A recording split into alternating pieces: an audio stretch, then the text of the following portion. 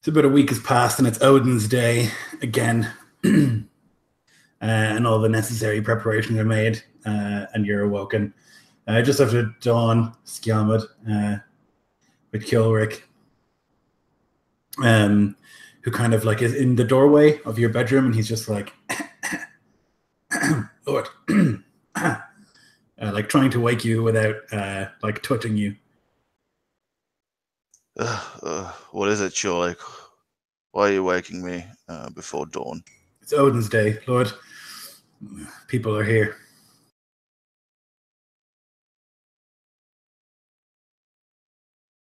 I'll start preparing. He'll nod, and he'll like point. There's like some breakfast that's been like left there on one of the counters, and he'll like make his way back into the hall where you can hear him like scribbling. And you can kind of go through the motions and get everything set up until you're standing, or sitting rather,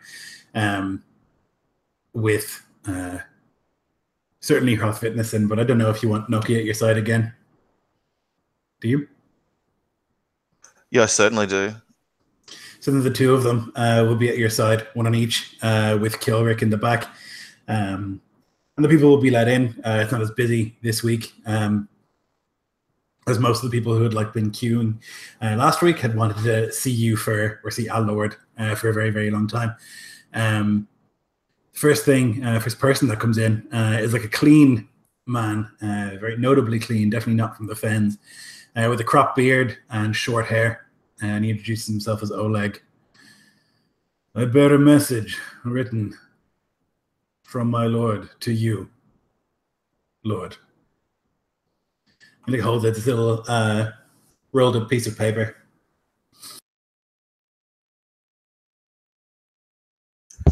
Welcome, Oleg. You have my hospitality. I'll gesture for one of the servants to bring food for him and drink and like a seat and table if the letter is lengthy, but I'll grab it if he'll let me. And I'm not sure if I can read. Might just be Kilrick. I'm going to look. Yeah. I'm looking down at it, and I'll just look down to see if I recognize the seal or name before I hand it over to Chorlik. That's a good question. You can make me a lore-wise. Okay. 9. Not familiar to you. There's a symbol there, all right? Of a wolf's head sort of symbol emblazoned at the bottom of it, but it's not familiar to you. You can hand it to Chilrick, and he'll read it out to you quietly. Brave and bright warlord, welcome to these lands. I am Jarl Knut Flokison, Jarl of Near Dorna and surrounds. I offer you the hospitality of my hall and look forward to meeting you and working together to flourish trade and foster good relations. And he'll then like roll it back up.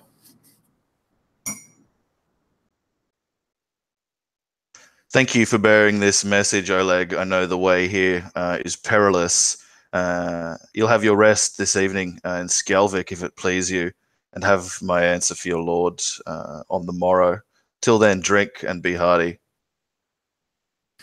Excellent. Thank you, Lord. Yes, the journey is arduous.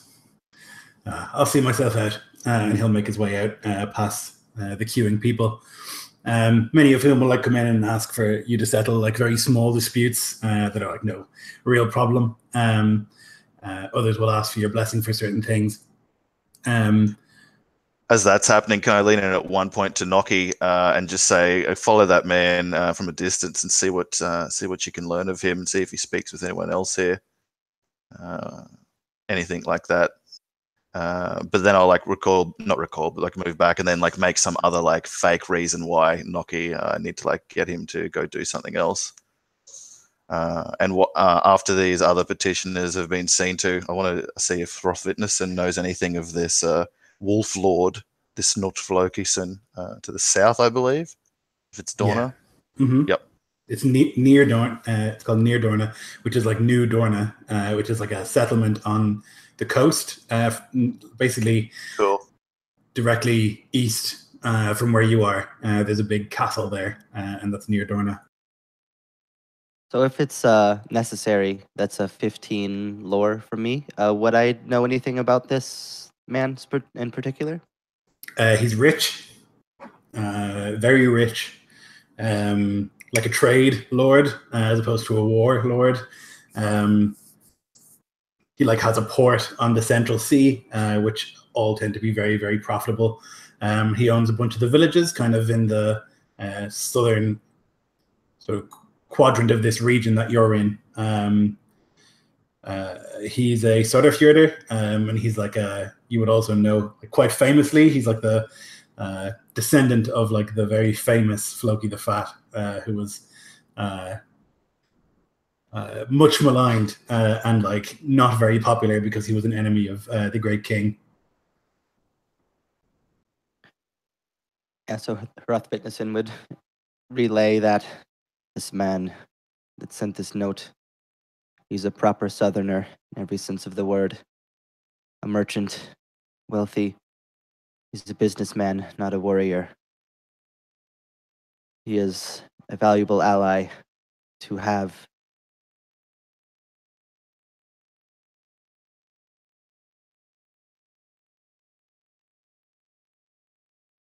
I'll nod and thanks at that. And I'll probably be mulling that over more so than I should be when I'm like ministering to the other folk who have waited. Certainly not to the point of being absent-minded, but maybe like slightly aloof about it, because I'm thinking about the possibilities of that.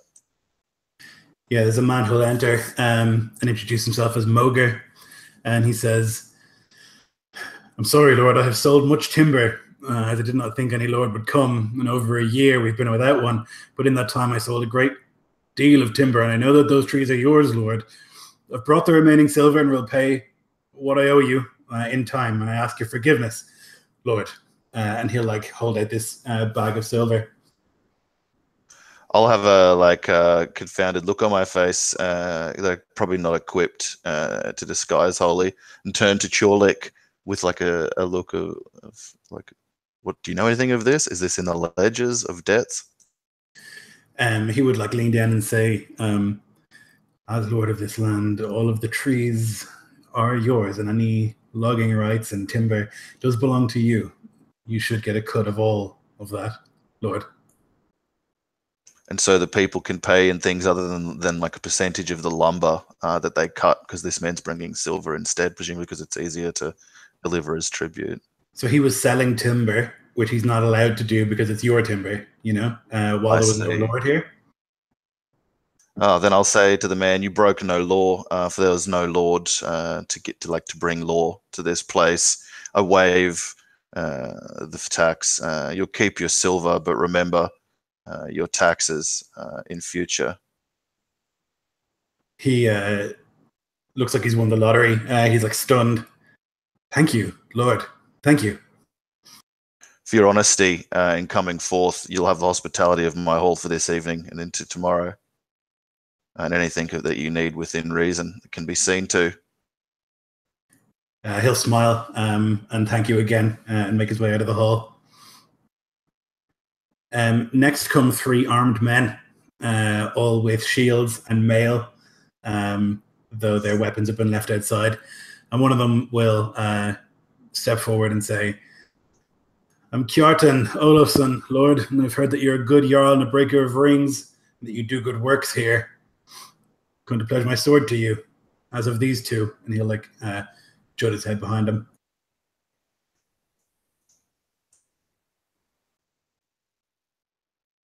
I'll stand, walk down towards the men, and I'll say, "Welcome, Kjartan, son of Olaf. Who are your companions here?" And I'll look to them for their names. One of them, with this like bright blonde hair and these blue eyes, he will say that he's Magni Magnusson. The other, Alfric Bjornsson.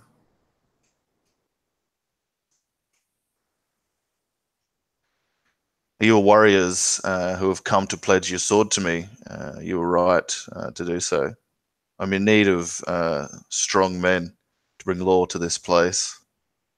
but I know nothing of your reputation, less what you would tell me.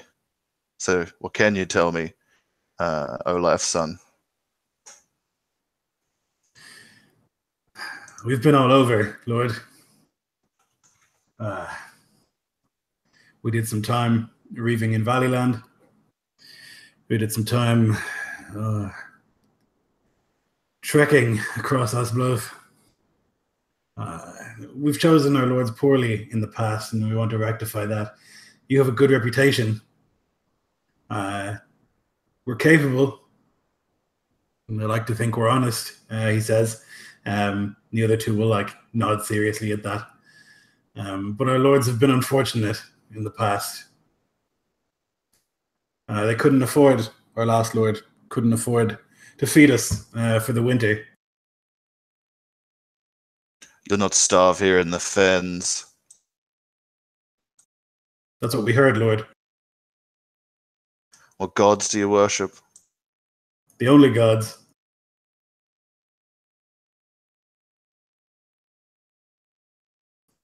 I'm going to look to Hrothvitnesen to see what he thinks of these three who have come here. Seems not coincidental, but early for people to come, for what reputation to have spread. So I'm suspicious, maybe unneedingly so. Yeah, kind of seeing your glance, he would kind of approach next, kind of lean in towards your ear to not speak out loud. Oh, actually, he probably would just say it. It seems quite fortuitous that men would show up quite so soon, wouldn't you say? It seems odd. No reputation yet to build, and they've already claimed that they know of great works that you've done or plan to do. Do not say that they are not to be trusted, but it certainly is not without suspicion.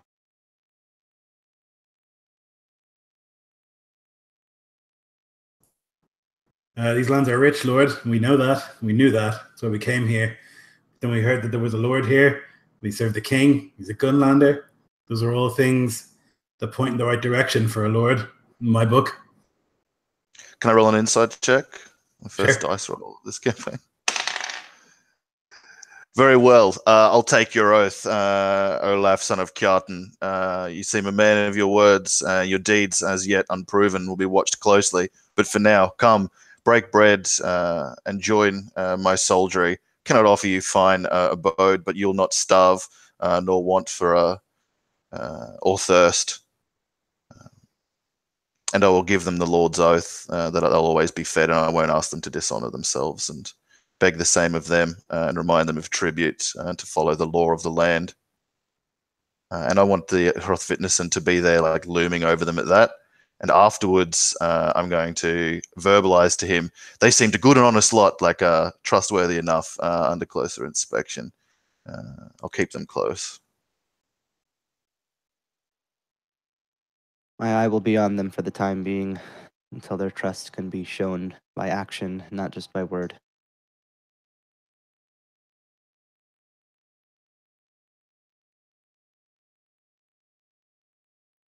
There's probably a lot of mouths to feed by this stage, so I think I'll make a mental note to see Churlick later to make sure we hunt and trap and fish the excess, the verdancy of this fen to feed these newcomers.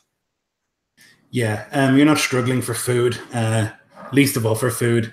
Like I said, the waters are incredibly rich, and there's always if you're really struggling, you can eat roots and lichen and moss and stuff that grows all over. It's all edible. But beyond that, there's insane amounts of fish and frogs and all these other things that you can eat. Plus significant amounts of cattle and stuff like that here.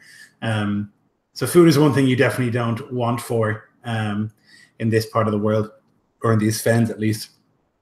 Though ale is a little bit harder to come by, there is a meadery in Skjalvik, but it's hard to keep up with the amount of people who have suddenly come here, particularly with the amount that warriors drink. There'll be other people who will come up to you and ask you. Notably, a couple will come up and they will say, The man will say, "Our son is to be born soon. We think he's a son, Lord. We wanted to name him after you."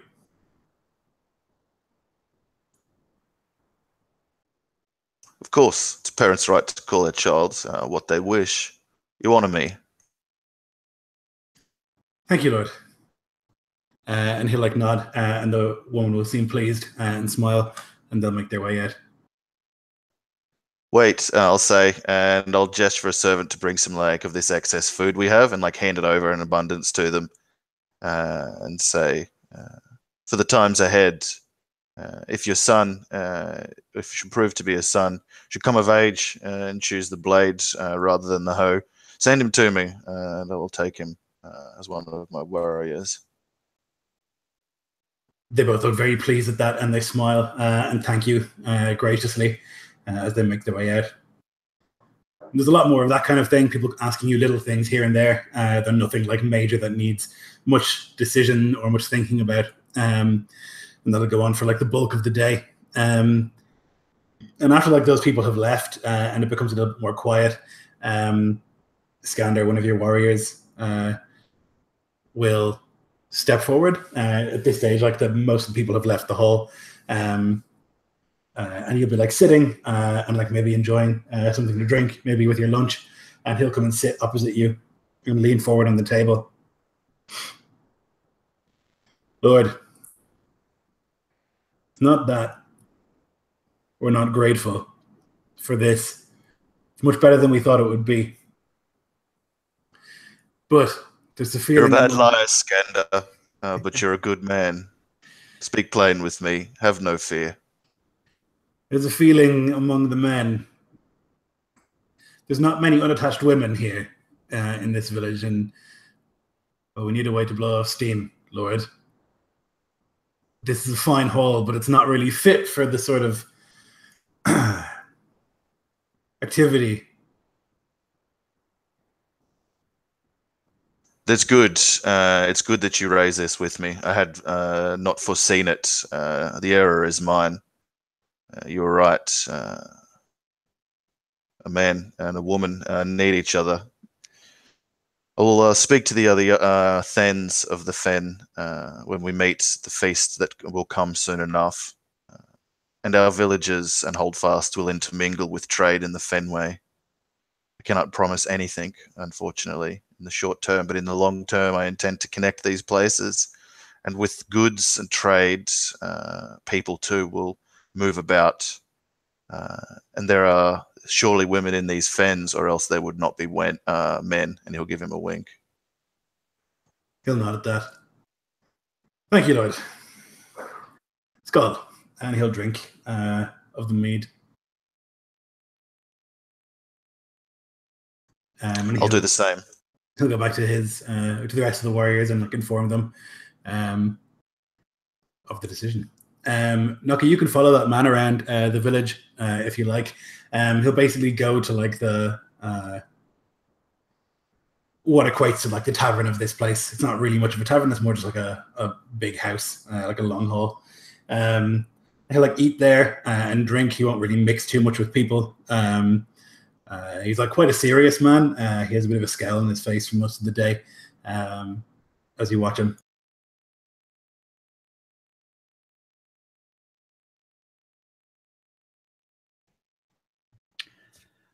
Oh, Noki's in, excuse me, his instructions were to watch. So he's going to make no approach. Just stick to the shadows.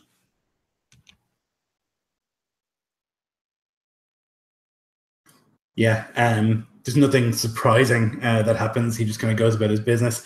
He'll like eat and like relax. He'll go on like a walk around the place to like explore it, I guess.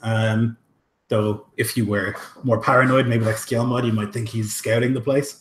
But he like walks the perimeter and like will walk along some of the Fenway and then like return in the evening and sit and like drink with some of the warriors and exchange stories.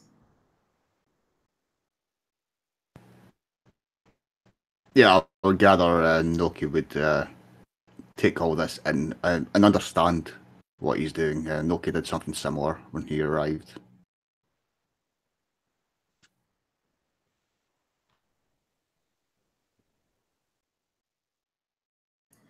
In the Jarl's Hall, Skander will bring up later that day, or that evening really, as like the meat starts to flow a bit more and tongues get a little bit looser, he'll say, "What are we going to do with the outlaws, Lord? They're still there, as far as we know." They've carried out crimes when this place was lawless. Now it is not. Should be given a chance to rejoin society. Otherwise, they'll have to be skimmed from the swamps.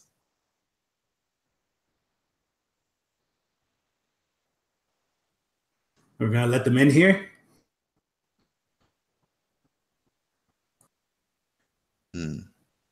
If you were to judge, what would you do, Skander? Well, it depends, I suppose, what their crimes were, but some of them will be branded in the face. That means they're kin killers or rapists. Those people shouldn't be let in here, as far as I'm concerned, Lord. So you would go and kill them? Aye. What would you tell the mother of Maga back home in Gunland? Or Kettle's grandmother in Asblot, when they go with you and sink into the mud there, or die from some poisoned dart, wounded by a rusted arrow from some outlaw, runs off into the fens when we approach in our bright mail? That they fell to rid this foul place of these foul men? He frowns like he's not thought of that. And he says, "Tell them they're in the corpse hole. Together now, all of them. Feasting, fighting, fucking. It's what we all want." And like some of the men are like, "Oh, oh, oh, oh.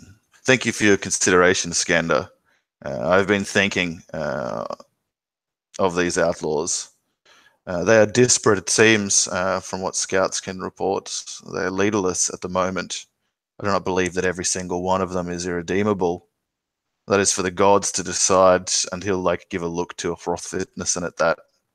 What say you, Gothi?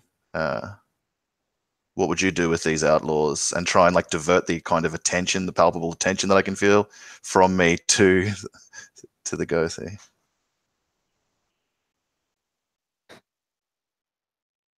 They have set forth an affront to Odin with their oath breaking. It's a great crime and is not looked upon favorably.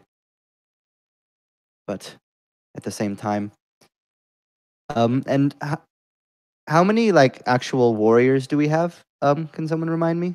Between the people that we 33. brought, the people that have joined. 33. There's like about that much, if not more, outlaws. Correct? Yeah. I think you would reckon that like the warriors you brought from Concastellan are like really professional warriors compared to your average outlaw, you know? Yeah. Well, it does not sit right with me to have oath breakers as members of the team, for fear that they might continue to do so.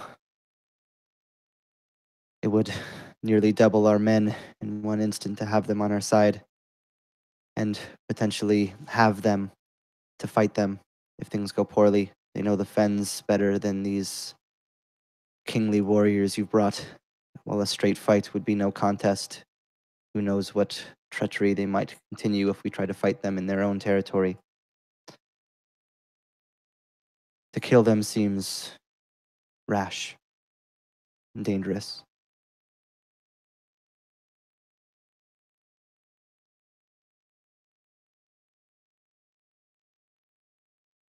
How would you advise me to proceed?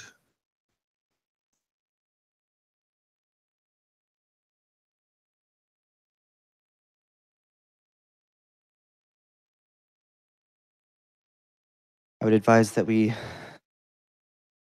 find out who among them have been outlawed for what crimes, The severe, either exiled or done away with otherwise. The less severe. They given will lie, chance. Lord. They will lie when you ask them what their crimes were. They've lied They will- before. They've been marked, branded. He gives will lie Rothwitness if that they're- look like. They will lie of their own deeds, surely, but they will be easily tempted to speak truthfully of others. They can be bargained with. One man might not confess his own murder, but his friends surely will for a reward. You see some of the men who are like, that seems reasonable. Noki, you forsook these lawless folk and walked the better path. Are there some amongst them that could be offered redemption?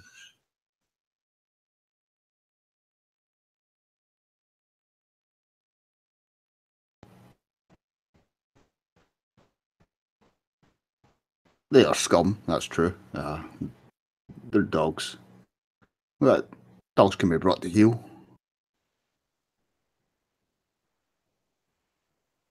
Redemption? Well, that's up to them, really.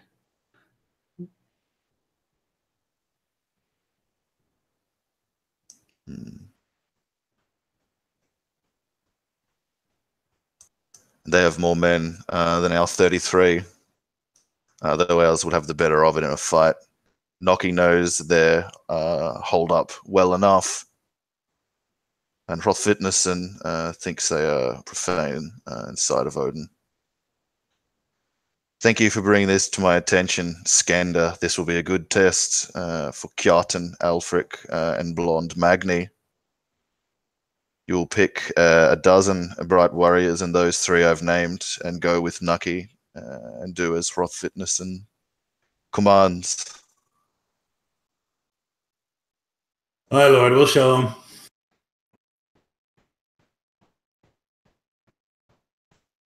If I might make a suggestion. Please do. These men will be on their toes after the bear lost his head. Any men marching towards them are going to be met with open hostility. Why not invite them? Show them perhaps that you mean no harm to them. Then they are all gathered in one place. If you leave them to potentially run and escape into the fens, you'll never find them again. And all they will do is be a thorn in your arse. I do not think this band of outlaws would trust my word and come to my hall to hear my words.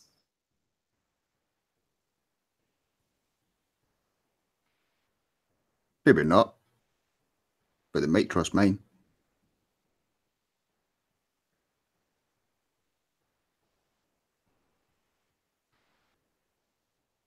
Very well. See to it, and if you cannot, we will choose the sword way.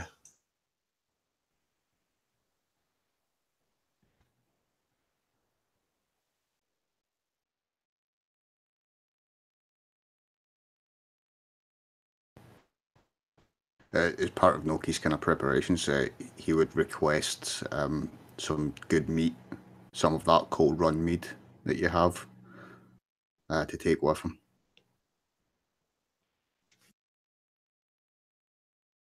Yes, certainly. Anything you think you'll need.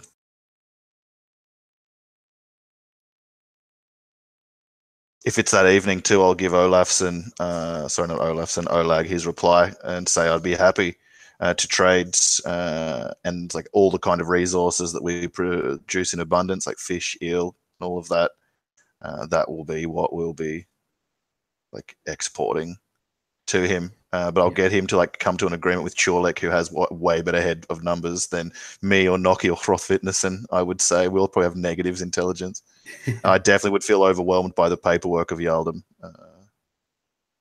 And so would like agree to Oleg to like settle the terms with like Chorlek. I know he's the king's creature, so it's in his interest to have this place become wealthy and so to be able to pay more of a proportion to the king in tribute. So and I trust him as far as can be. Yeah, so he would talk about like importing things like grain and things like that you can't really grow here, and exporting, like you say, eels and fish and all that sort of business. And he'll like talk and like write out a reply, and then when he's done so, he'll like read it to you and get you to like stamp your ring on it. Tell me of your lord, I'll say, while the like the wedding photos are being taken.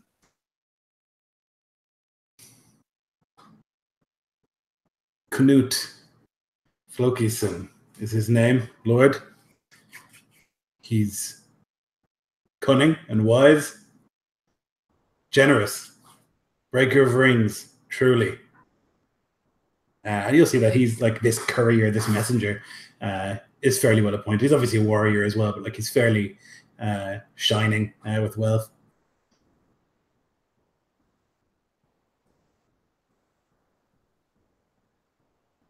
You have lucky to have chosen a lord like this, whom to serve. I am from near Dorna, Lord. My father as well. We've been there for a long time. Any news from the road here? Disagreements between my lord and that animal to the north. He says and then realizes who you are. Between Jarl Godrigsson. Gothringson. I lord, to the north. Is ours blotter. Aye. But it's not war, just bad blood. Yes, something about a wedding price, a bride price not fully paid. The gods frown on such things. I'm assuming it was not your lord who could not pay, since he is so wealthy. It was not the lord. One of the Huskarls did not pay the full price. It's complicated. I don't know the full details, Lord, but I know that there was bad blood. And that when they last visited the people from there, they left on bad terms. I hope the priests can urge their lords to sense that the thing be done without slaughter. This land has seen enough blood, he'll say, reminding the man of like the king's recent conquest here. Yes, I agree. Hopefully we can get back to peace and prosperity, Lord. I look forward to the first wains from the south and the goods of Dorna to enrich the lives of my people here. And trust you enjoy what goods we'll send south. In friendship, and I'll reach out a hand so that he can see the arm rings that I bear, the gold one given by the king, and reach to clasp his man, was probably something like above his station, I imagine. Yeah, he's taken aback, like in a positive way, by the gesture. He seems pleased with it, and will clasp you. Thank you for your hospitality, Lord. You've been most gracious. You're welcome at my table anytime. I'm not sure if I will see you before you depart, as I am busy. But truly, my thanks for coming here. He'll nod and make his way kind of into the tavern further and like drink with some of the men for the rest of the evening. To get the men to blow off some steam, since those plans of like slaughtering the outlaws are currently on hold, I'll get the new shieldman who swore to us to spar with Skander and the lesser trained men that he picks from the 30, and get them to like exercise and use sport to blow off that steam, rather than sit around and think about doing like misdemeanors or worse. Yeah, they'll do so. And spend like the day. There'll be lots of shouting and like grunting. You'll see that Kjartan of the three of them is definitely like the better warrior, and he actually holds his own pretty well against like your warriors, your like household warriors. The Skander gets the better of him. But these men are like no fools. They're like capable warriors, the three that have come. And and there's like good sport and laughter and like claps on the shoulder and things like that as the day goes on. I'll try and catch Blonde Maggie by himself at some point, and like just like a shoulder over his arm and like a horn full of water. While he's just after he slake his thirst, I want to like prod at him and find out where he comes from and where he last like was before he journeyed here, and get a sense of this man, as I would have done with the 30 I brought with me and the servants in the Skjalvik household. Yeah, he's like breathing heavily, and he'll like drink water and like wipe it from his beard. Ah, Lord. Tell me, Blonde Maggie, where do your people come from? Oh, my people. Father's an iron eye, Lord. Though I've spent little time there. Who was your previous lord? And a skullfin, Lord. We spent some time Viking, the three of us. Though it did not go well. We were up in east coast of Asploth. A hard life. A very hard life, Lord. Not much to steal, not much to reave. There's only so much salted fish a man can eat. True enough. So I trust those reaving ways were left with you in a skullfin. There'll be no crime or stealing here. No, Lord. We went Viking. That's all. It's not the life for me, and I don't think it's the life for Skander either. Didn't suit us. You have to do things when you're reaving that didn't sit well with me. I understand. And I'll point to one of like my own men looming ready. I'll say he took an arrow to the ankle at the Battle of Blotney's Bridge. He's weak there, and they'll like prod him back into the fight with his wooden sword, and just kind of watch that fight like an eagle. Yeah, he'll run back in with like his wooden sword and his shield, and he'll try and get him to like strike high. And when he does so, he'll like step forward and kick him in the ankle. Is he really weak in the ankle, that man, or was that a test? You know, he is. I imagine it'd be like his Achilles heel. Yeah, he'll like stumble back from that, and Magni will like hit the rim of his shield into that man's like gut, and he'll like onto the ground, and he'll like throw his hands wide and like do this sort of bow in your direction. I'll like give the men like a clap and then like give them a nod and then have to go off to other duties, I imagine. So there's also the upcoming Trollblot that will happen in the next week at some stage. But beyond that, if the two of you and the men want to go to the Outlaws, we can do that, or it's really up to you guys what you want to do. I think Noki was going to go by himself and try and coax them to come here to save us, like traversing the perils of the fens to get at them and scaring them off to further outlawry. But I'm keen to hear your guys' thoughts.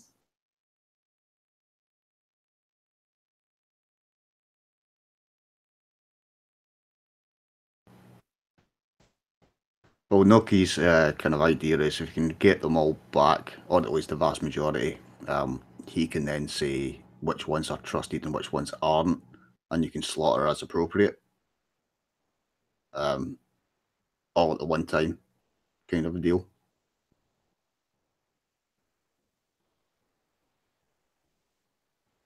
So you're going to go on your own then and try and convince them?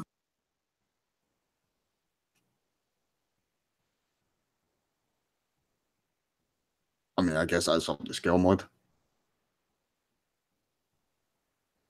Yeah, well, I said you could take whatever you need within reason. I feel like the other guys would slow you down. I thought the whole idea was to not bring armed men.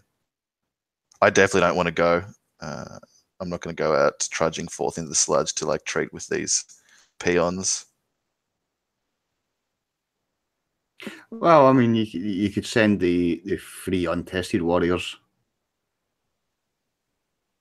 They can help me haul the barrels of mead and whatnot. And they look like swordmen, like they look the parts. And if I lose them, it's not my old oath men who would fall into the swamps. I like that idea. What say you, Hrothvitnesen? 3 with Noki, 3 warriors? Or would you go too?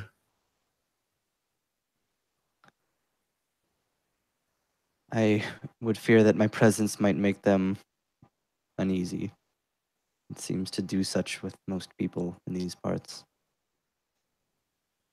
Seems I will wise. go Lawless if it men is would fear within Gothi. your command, but else No. I do not think it would be best. I'll heed your counsel. Seems wise. Noki, you can take those 3 men, those names you suggested. There'll be a trial for them.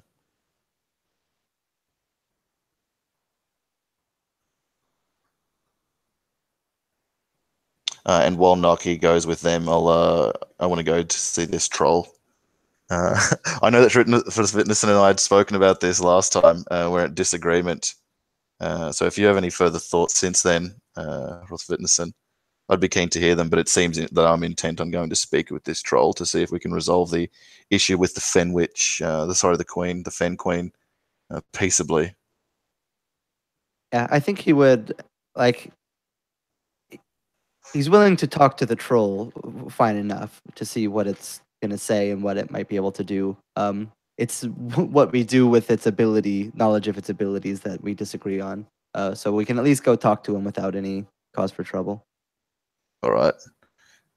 And meanwhile, I'll be stockpiling all of these, like this food and stuff we've been trapping and hunting, intending to like lavish the Thens at this like looming feast after this troll bot and such. No problem.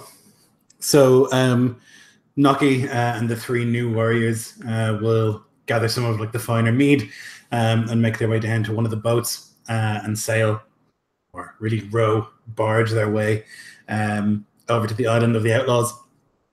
Well, the 2 of you with like several of the older men and women will like make your way into the deeper swamps in the fens where the troll is said to dwell.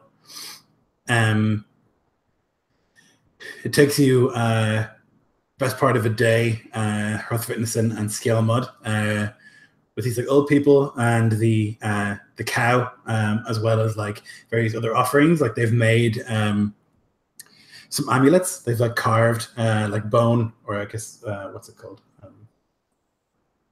Scrimshawed, like fish bones and stuff like that, into various shapes that they're going to bring as offerings to the troll as well.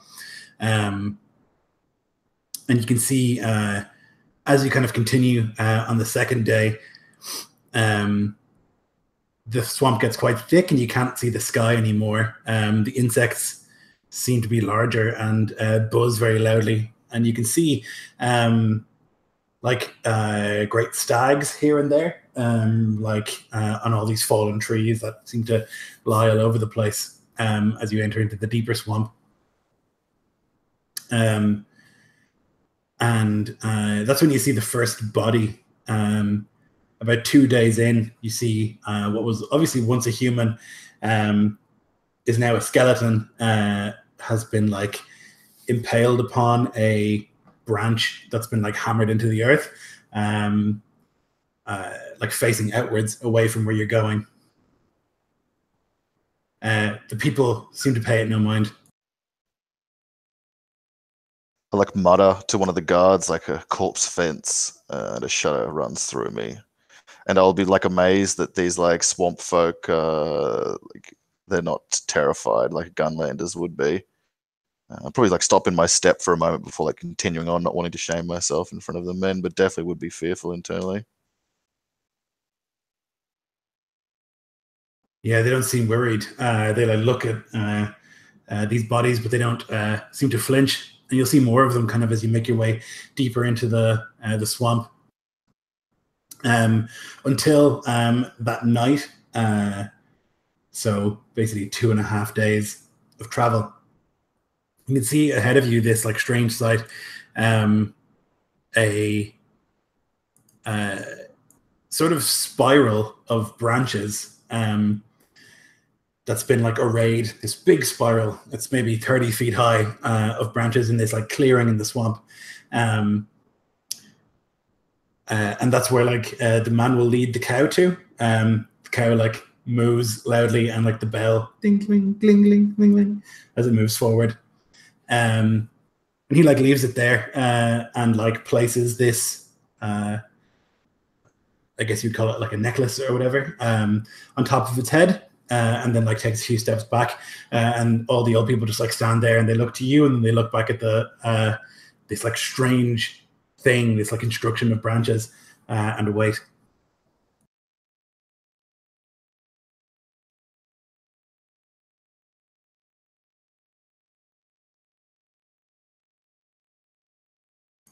Naki, you've been sailing or barging. Really, it's a case of like you're in a flat bottom sort of canoe thing, and you've got like sticks that you use to like push yourself through the swamp, and you can see in the distance the island that you're so familiar with. The three lads with you are like chatty and seemingly relaxed. They've worn their mail, and they don't seem to be worried to be in a boat in it. Kjartan has a sword, while the other two have like fine axes, obviously professional warriors. And they like sit easily in the boat and will like bullshit talk as you make your way towards the island. And one of them will say, "You've been here before, hey?"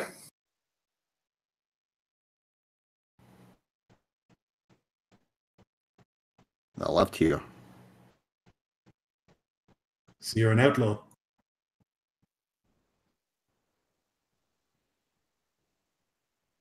Some say that. Are you gonna shut the fuck up at any point? Just making conversation. How about keep your mouth shut and open your ears? I mean, how thick can you be? You're approaching a place where outlaws, many of them are gathered, and you yap like dogs.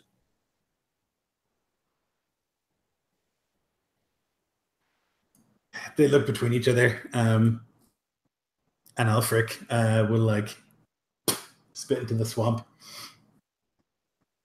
I've fought oathmen and I've fought outlaws, and I'll tell you that I'd fight an outlaw over an oathman any day.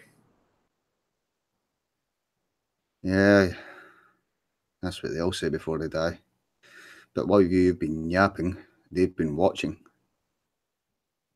They could have put an arrow through your throat by now.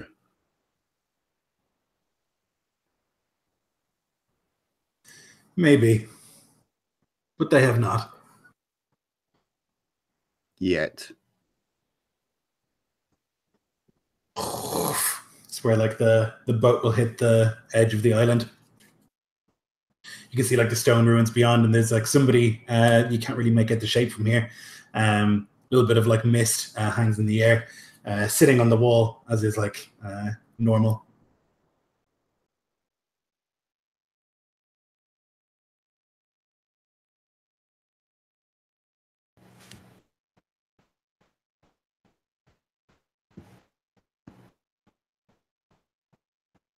I'll instruct the three to remain back while I move forward.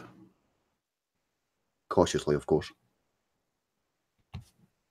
Yeah, you can see somebody up on the wall, and as you get closer, you'll recognize that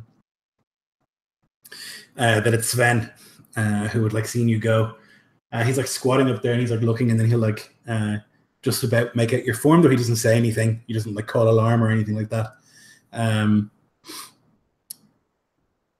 And it seems like things are back to normal here to some extent, from what you can see from the outside.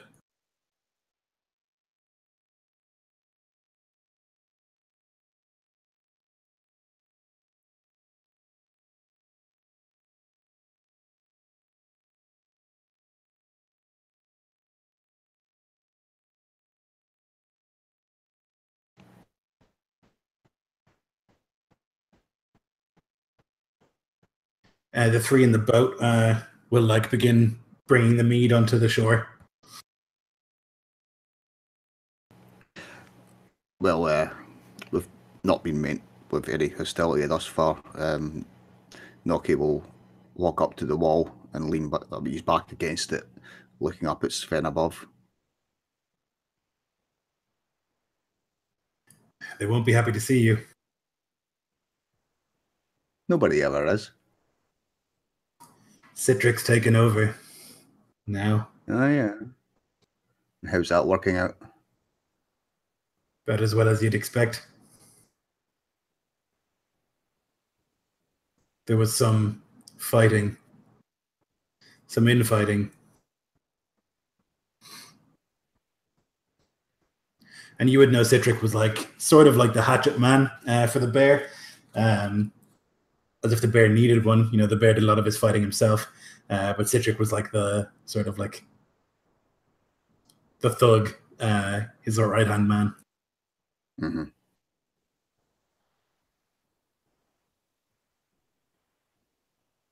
Oh, Noki will sit there for a time, in a kind of peaceable quiet, while Sven and he ponder what's about to happen. And he'll watch these warriors, no doubt still making a noise, but after a while he'll turn and say, well, you better tell them I'm here. All right. And he'll like stretch, and then he'll say, people on the beach. And you'll hear like some calls, and you'll hear people moving around until eventually there's like 4 or 5 warriors who'll like come to the gap in the wall with their shields and like look out.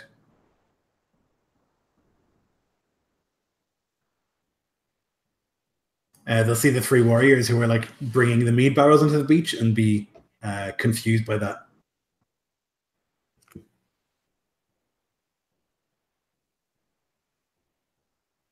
With a look to Sven, Noki will push himself from the wall and say, I've always liked you, Sven. Hope I don't have to kill you. And he'll move and stand in front of the warriors. You.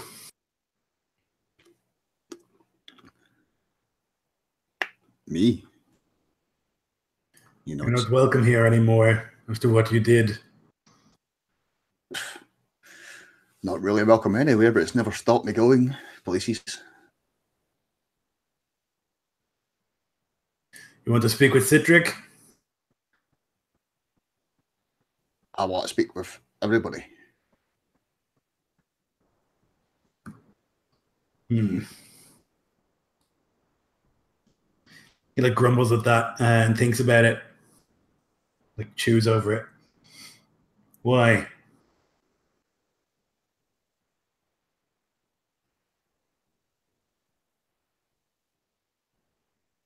Well, that's what I want to speak to them about.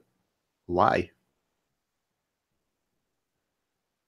We should kill you for what you did to the bear. But you haven't. And to You're bear, standing see? here talking. No weapons in their hands.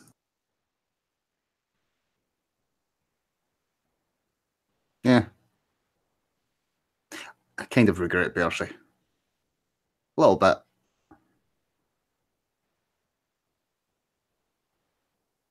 But as I say, you're still standing here talking. You haven't raised a weapon yet. So you're not going to do anything. Who are the 3 behind you? Oh, them. Well, I didn't come alone. I brought gifts. For everybody.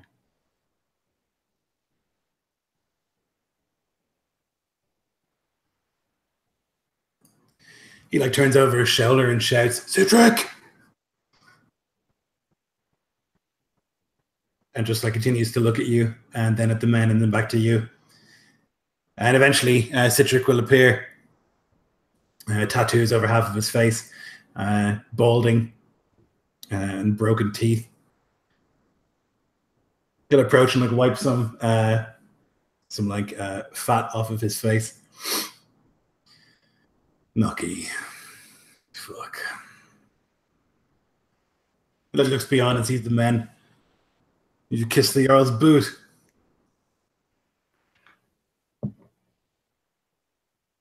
No. No, it sucks. No. I suppose he just gifted you these men then, out of the goodness of his heart.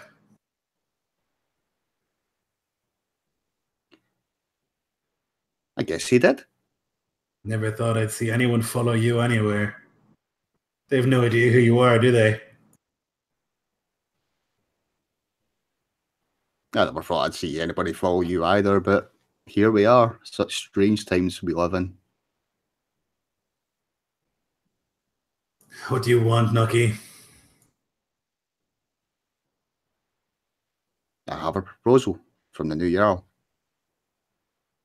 And I wish everyone to hear it, not just your ears. They have a right to decide. You know what's coming.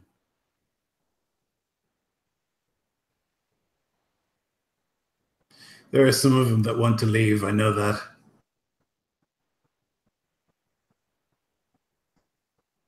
But they won't. They're mine. And I don't think I want to let you in here to spread your poison. You've already killed the bear, and you killed Bercy, and you sent them to hell. You're not one of us anymore. I don't know what the fuck you are.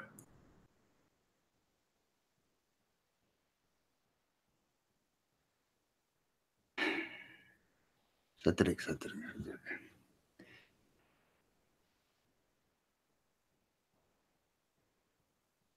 If you don't allow me to speak to them, what do you think is going to happen?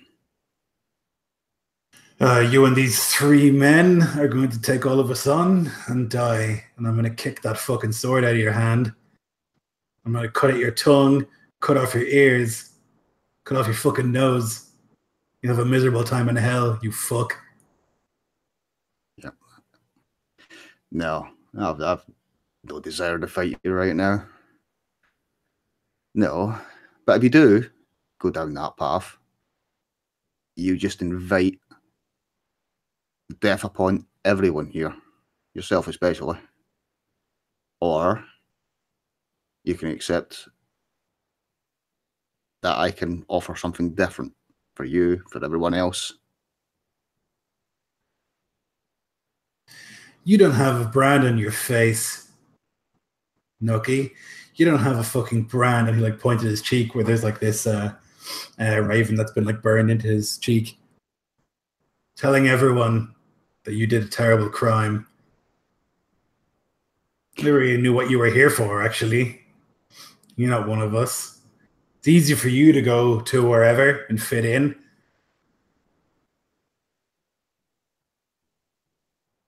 You're right, it is. But I told the Jarl of my crimes anyway. And yet, here I am, bringing his word. It's no different if you have a brand or not, because you have my word. It keeps you alive. And a shit-eating grin will come across his face as he says that. Your word is worth shit. I know. Isn't it great?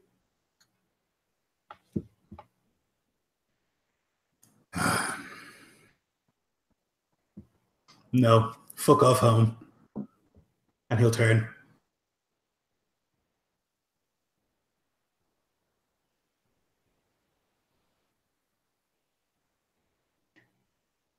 Fair enough. In that case, I'm going to stand outside on top of one of the barrels and start shouting.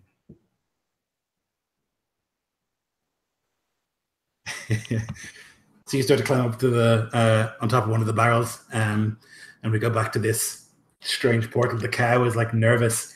It's like mooing loudly. And then you can see some fingers like wrap around the inside of that portal, and then the hand will come out. And following it is this shoulder, and then this head, and the rest of this strange creature. It is very large. It's bigger than a Jotunnet by far, but it's hunched, and it will like move its way slowly out. You cannot see the face, though. It has these strange donkey's ears, and it will like turn its head sideways and just like gently scratch the head of the cow, sort of affectionately. Would like look over the crowd of people. It'll take the amulet that's been put on the head of the cow and like pick it up between its long fingernails and like look at it, and then we'll like tie it into its hair. Thank you.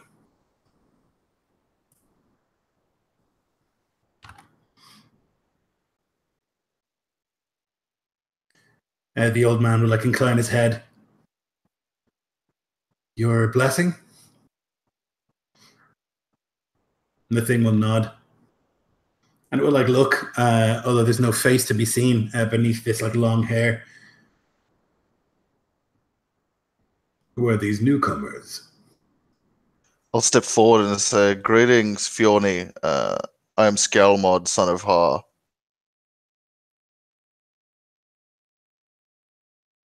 Skjalmod, son of Har. Hello. You are new to this gathering. I am. I have come to see that my people, that their traditions are honored. That is pleasing. There are not many who would do so. They speak ill of my kind. They speak ill of my kind. None kill more than men.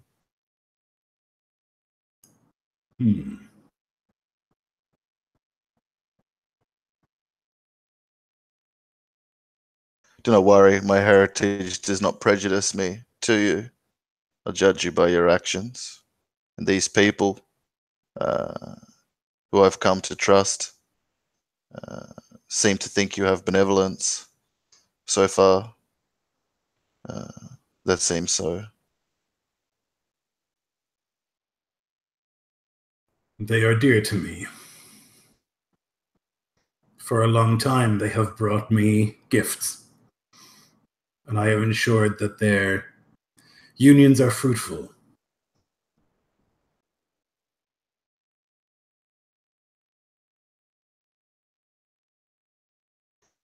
In a way, I do the same.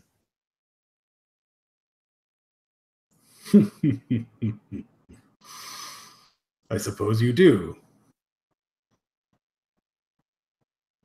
Well, it was nice to meet you, Skjalmod, son of Har.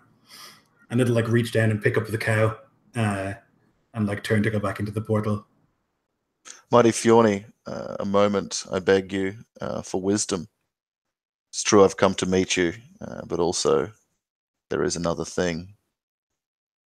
It'll turn its head around. Yes. I've spoken with the fen witch who lives on yonder moor.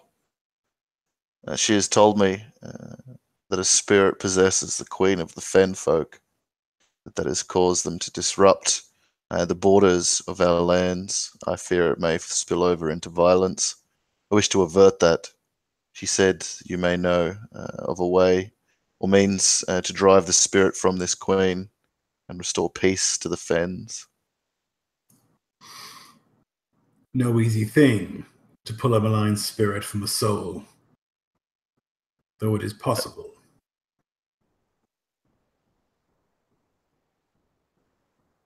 Do not wish to butcher the fen folk, but I do not know how to draw a malign spirit from someone. I do. Would you? I would have to know what spirit it is. And that is hard to discern.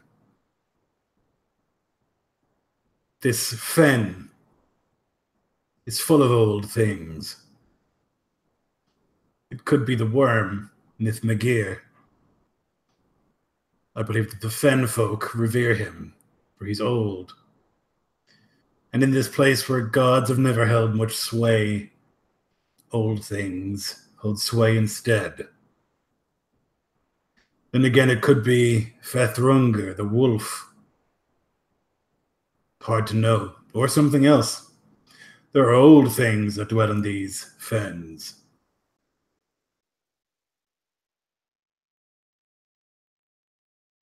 How would I learn what spirit possesses someone?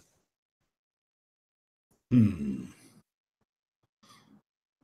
fen witch would know. Goodly woman, that fen witch. Beyond that, very hard to know. There may be markings on the skin.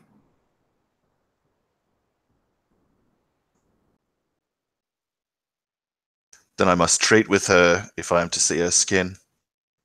If you bring her to me, I will know.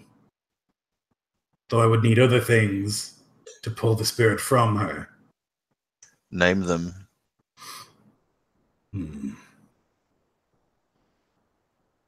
A mother's milk. A tear of a child. A pig's tail. A drop of morning dew. A raven's feather. A fish's whisker. And the blood of one who serves her willingly.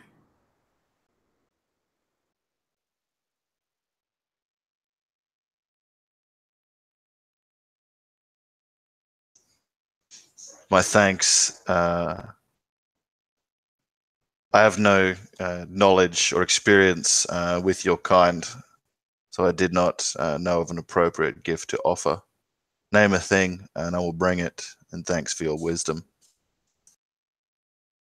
It like takes one of its ridiculous, enormous fingers and like seems to scratch at some chin hidden within the hair.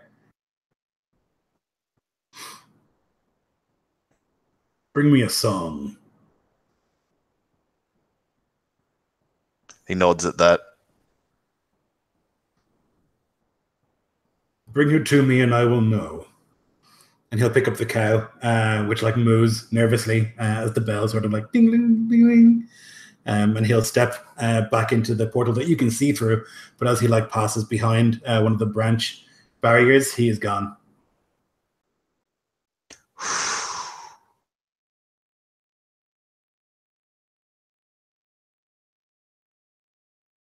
I want to turn from the townsfolk and make my way to Hrothvitness and gauge his reaction to that. Yeah, you would see his face. Like there's no fear on it, but he does have a look of concern. He would just look you dead in the eyes, say, "You treat with dangerous things. Let's hope it's worth it." It is necessary to treat with dangerous folk in these times. Do you think I should believe the troll's words? What do you say, wise of Odin?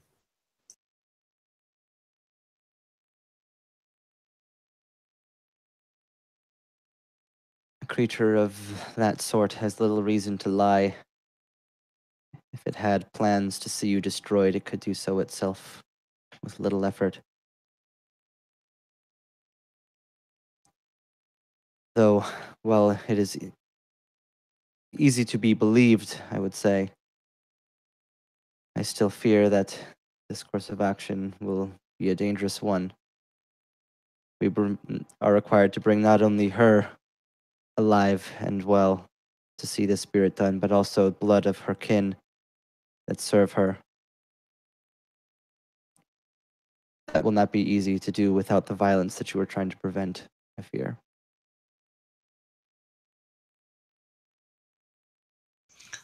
He nods, like mulling it over, like rubbing his hand at his beard over his chin. Maybe it would be easier to just like scour the place clean.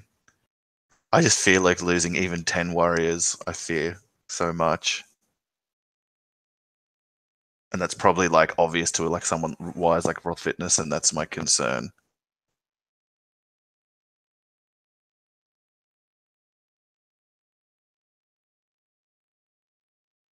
Closer and like near a whisper so that none nearby can hear, like, what would you do if you were me? And there's almost like a panic sound, not panicked, but something akin to panic to that.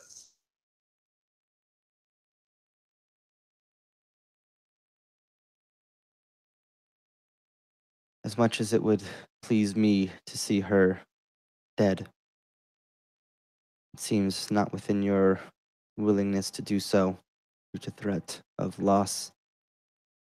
Perhaps her kin who have been driven by her in this state might be eager to see her return to her previous self, if such a thing can be possible. If we can speak with some of them, and they are in agreement that her behavior is not well for her people or ours, maybe they can be convinced to help us, and only she will be the one needed to do anything by force. Though I am not certain that these people are to be trusted or will act accordingly with any deal that we make anyways.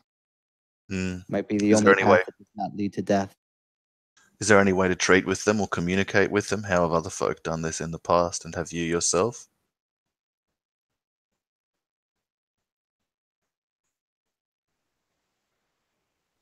Would I know, or if you want me to roll for it, I can. What sort of like regular, like if there is a way to like attempt to speak with them? I think you would know that they have settlements in the fens. They're usually only accessible by boat. So like they build houses on stilts out in the sort of deeper fens. I think you would know at least one settlement, if not two.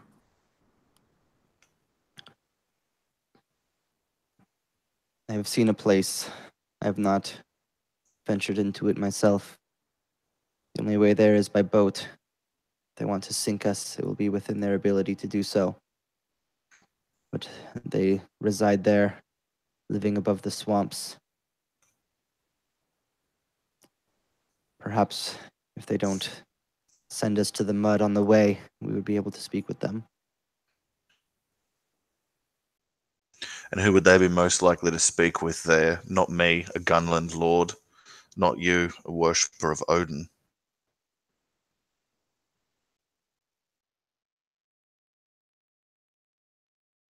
It would have to be one of these folk, maybe, who worship the old ways.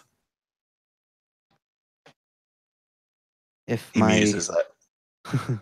if my hope and thought is correct, their people want to see an end to conflict too, if they are being driven against their will to do these things by their leader.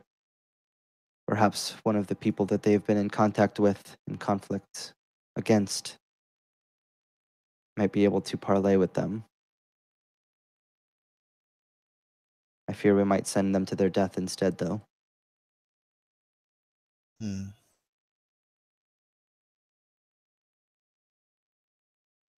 It feels like no matter which way I cut it, I'm sending people to their death. I'll think on Frolfitner's wisdom, but still frustratingly don't like really have like clear concerted direction for that just yet. I'll probably try and like hope opportunistically for like scouts or reports of fen folk so that we can like reach out to them. But I don't want to like send people out blindly seeking for them to just never return. As for the trolls business, once that's gone, I'll move with those people back towards Skjalmod, eagerly awaiting news of the outlaws south of Felalega. Cool. And we'll see what happens there. We're just going to take a quick break.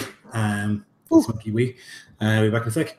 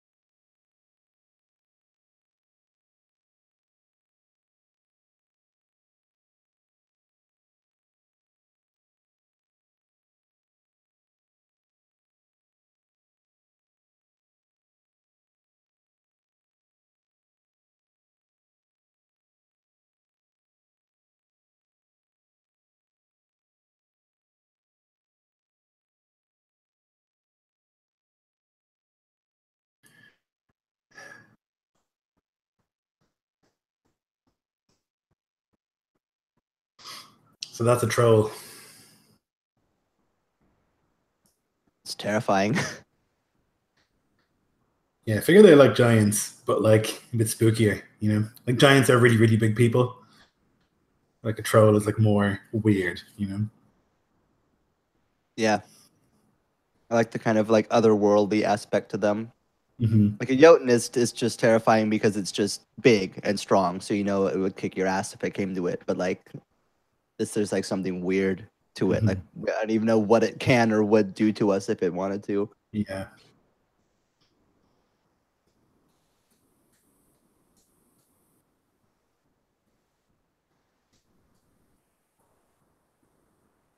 Also like something deeply unsettling about like that kind of idea of a portal that you can see through, but then it comes out of it anyway. Like, where's it coming from, you know? Yeah.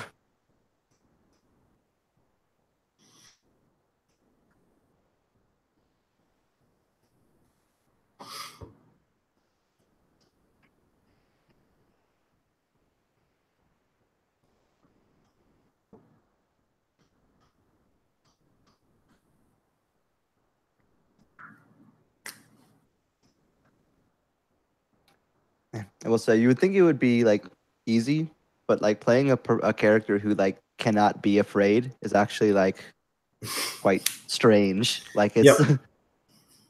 like it's difficult. Yep, I go through it when I play Marius and Lore Keepers as well. Like being actually fearless, like unable to feel fear is like very different to being brave, you know? Yeah. It's very hard to imagine like being able to like look at that and like not even feel that like weird pull of like, oh my God, what is this? Just to be like, well, whatever happens, happens. Like Yeah. when you're dealing with like crazy creatures from beyond the void. I guess it's like for the Berserker, it's like a certainty of your destiny or something, you know? It's like, so what if it kills us? I'll just go to the corpse hall anyways. Right. That's the goal. So Yeah. what's so bad about that?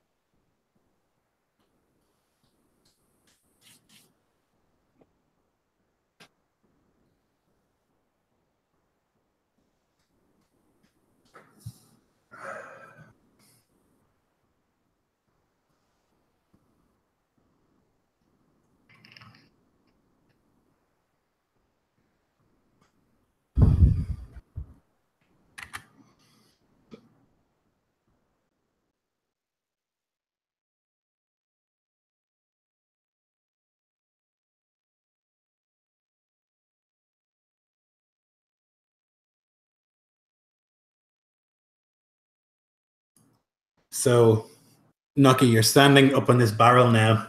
You can see Citric is like looking at you now that you've like climbed up. He's like standing behind those warriors. And he's just like watching.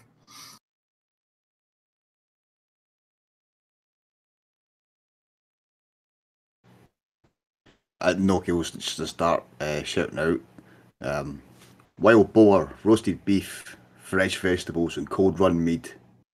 I brought it all for you, for all that dwell within Felngir. But Sisterik refused it, so on behalf of you all, I ask you to come to it and to come to me in my words. You'll hear a voice from inside, Citric's voice, and he will say, "No one will leave."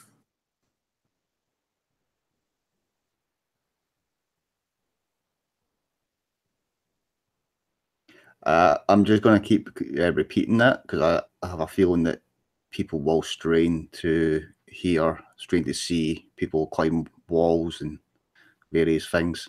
So I will be able to get their attention without his kind of. Yeah, as you kind of keep shouting or whatever, you'll see that some people like pop their heads up over the wall or whatever, and he'll like point to them down.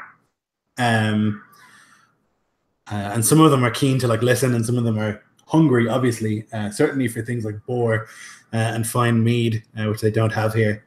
And he'll like look out to you, and he will say, "That's enough. You'll leave now." Reaching into some of the packs, he'll take a handful of meat and throw it over the walls. And he'll continue on. I know what you're thinking. Why should you trust me? And that's a question that deserves an honest answer. You can't. The same way I cannot trust you in this moment and at this time. But no worry, we don't need to trust each other. You need to trust Jarl Skjalmod and gain his trust in return. It's a hard life without it, but you're outlaws and you're all used to taking chances. So take this chance. It'll be the most important one ever gifted to you. And he'll throw another hunk of meat over the wall. You'll see Bjorn, who's like standing up on one of the walls now. He has this like big brand at the center of his forehead. I will not be welcomed there, surely. Don't let my kind stay in their walls. Feed me. No Lord would. Why do you think I stand here? Here is a chance to make that brand upon your forehead, Bjorn. To take it, turn it into something else. It's a chance for you and for everyone within to change. A chance for your actions in the future to erase the actions of your past.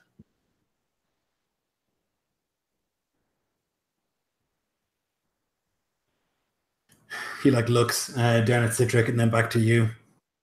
You haven't got a mark. You haven't got a brand. You don't know what it's like when they look at you.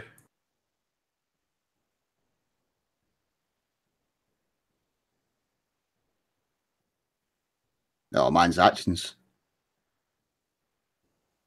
You can never escape them. That's true. But when have you ever cared about what someone sees when they look at you? The question is, do you want to live? And do you want to live in a fine hall with fine meat and meat?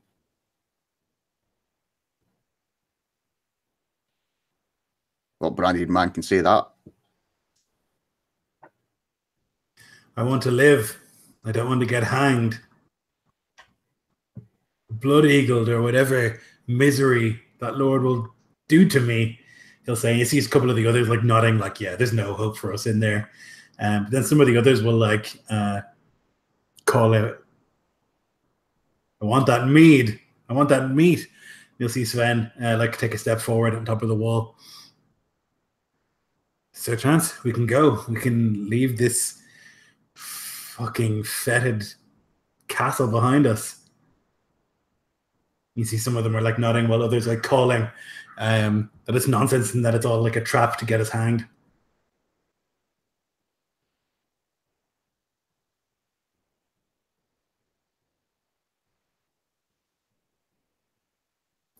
What will you do there? Citric asks. What will you do? What can you do in a village of people? What are you gonna fish?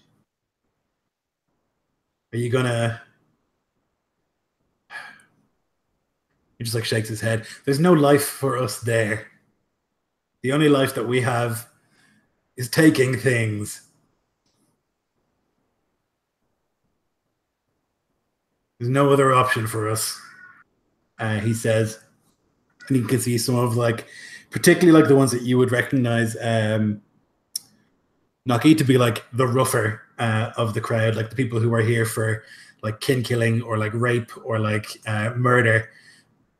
It's those ones who seem to be like on the side of like there's no forgiveness for them and there's no way for them to get into a society. While some of the others who like might have stolen or like lied, they seem more willing.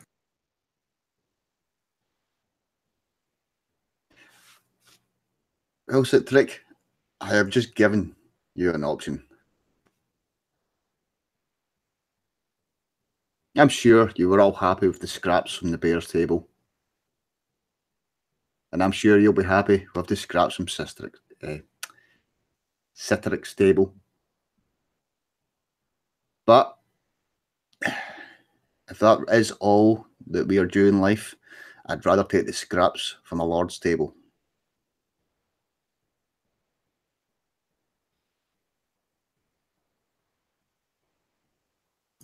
and be tied by oaths? Have to bow and scrape and call him Lord? Not the life for me, Citric says, and a couple of others are like, rah! Surely giving an oath to a Jarl who promises better is much preferable to licking your arse. Who yourself lick the arse of the bear. Citric, the brown-nosed, who refused to hear my words to begin with, refused the gifts of the Jarl, but did not attempt to take it, for he knows it would just bring him doom.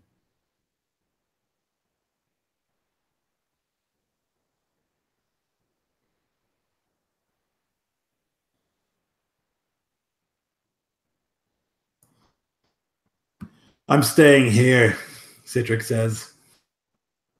This is our home. All of us, we've built this place. This is the life for us. I'll not go and scrape and kiss the arse of some lordling. That's not the life for me. If you want to go, then fucking go. But you'll never be welcome here again if you leave.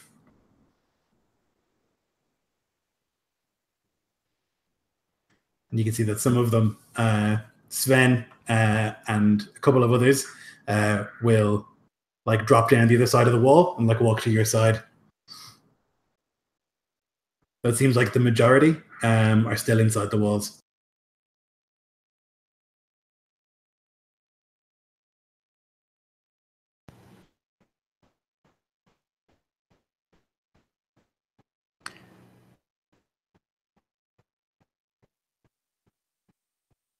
I'll wait until the majority that seem to be coming out have reached my position.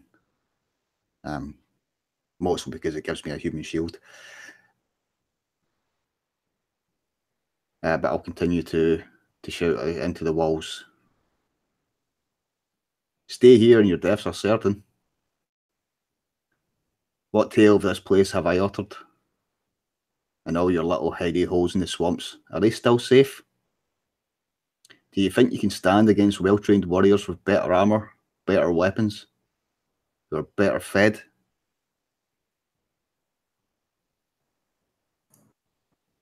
You're all outlaws. You're all shits, and will never be anything more, unless you take this chance.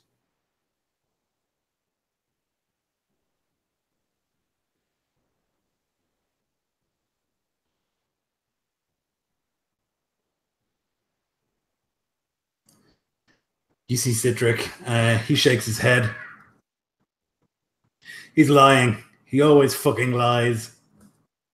He wants those hidey holes for himself because he knows he needs a place to run to when this goes down the shitter. The trap. It has to be. Lord wants to lure us out of here where he knows that there's danger for his men. They have to cross in their shining mail. It's a trap. Get you all to that hole and he'll fucking kill you.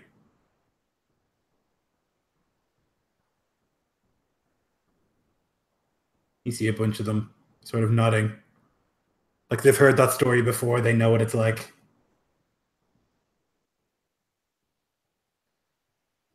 You're right. He could kill you in that hole. Or you could stay here and die. Once again, you have a chance.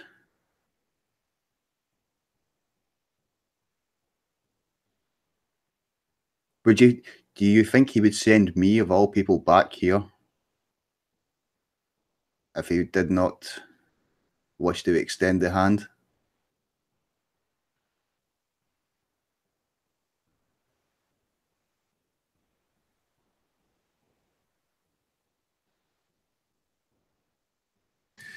Doesn't extend a hand though, does he? He sends you. He doesn't come himself. He stays in that hall. Doesn't deign to treat with people like us. That's what we can expect if we go there. To be looked down upon by all of those who live there. I've done enough of that in my life. I won't do it now.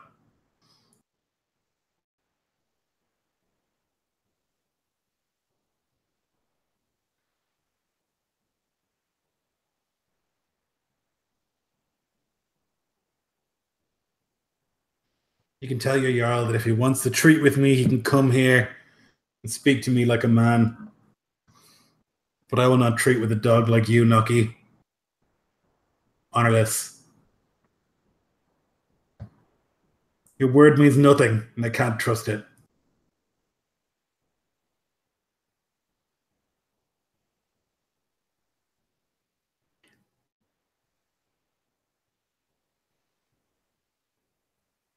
Well, if that is your decision, I will take those that wish to go with me.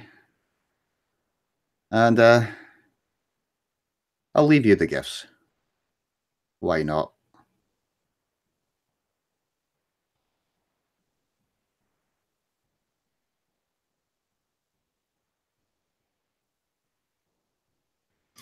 They'll stand at like the gate and like watch nervously as you and like several of the people who had been here, those outlaws, will make their way with you.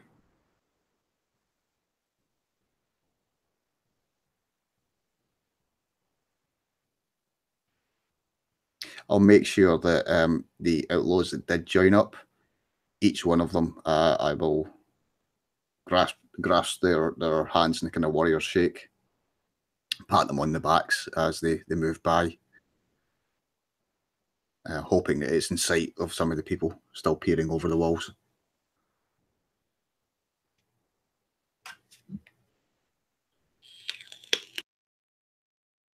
As you're like getting on the boat, you can see Bjorn like pushes past and will walk out after.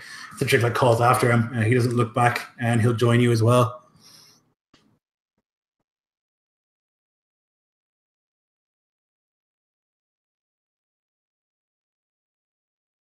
And you can take those outlaws with you, leaving some of them back there in Philologer, while the rest of them will like sail across with you back towards Skjalmvik. And you can all reconvene there. Those who went to see the troll. And this group of outlaws with the 3 warriors will return to your hall, Skjalmod.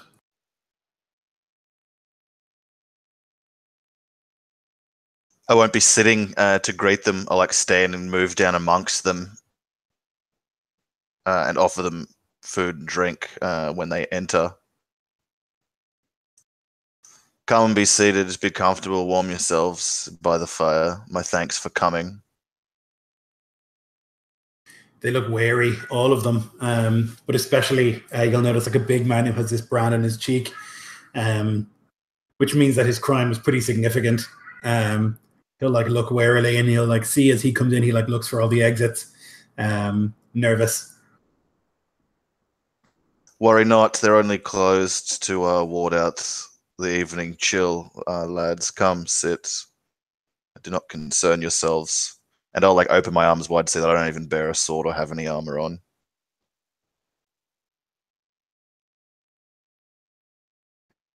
They'll sit nervously, like in a big group.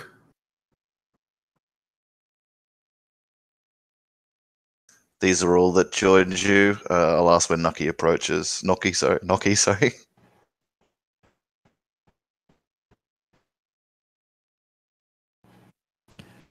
For now, I expect a few will trickle in during the night. So you folk have come because you would seek a better way, a lawful way, forsaking lawlessness, or at the least you came for food and drink. So please, eat. I'll gesture to the food at the tables and listen. They'll eat hungrily and like gratefully, like the fine food and drink here, or like munch and eat, not politely. And one of them, this man with the brand, he'll say, "You'll forgive us our crimes, or to be welcome here." You've done no crimes since I have been lord of this domain, but for those demanded of you by the bear, this has been seen to. Is there some other crime you've committed under my rulership? He looks sort of confused by that. No? Then no, you come as a free man here, and eat at my hall, as befits.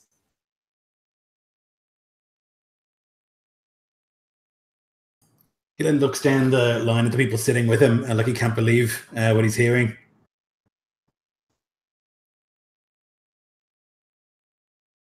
Of course, that would not be the case if you were to commit crime. Now that I am Lord of the Fens.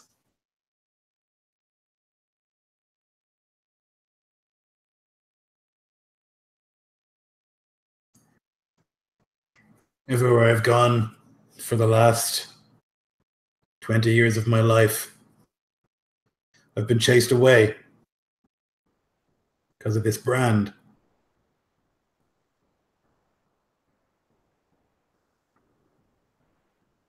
There's a chance here that I can just sit and eat and drink and work.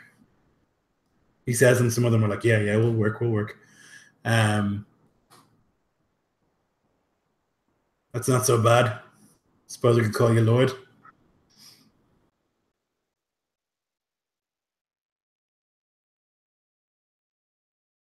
That would serve, Skjalmod would say.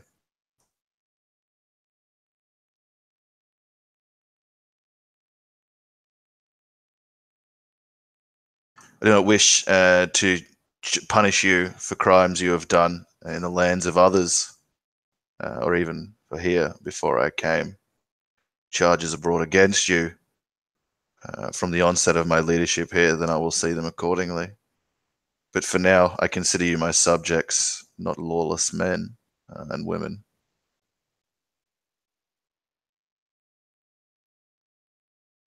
Unless you prove yourselves to be.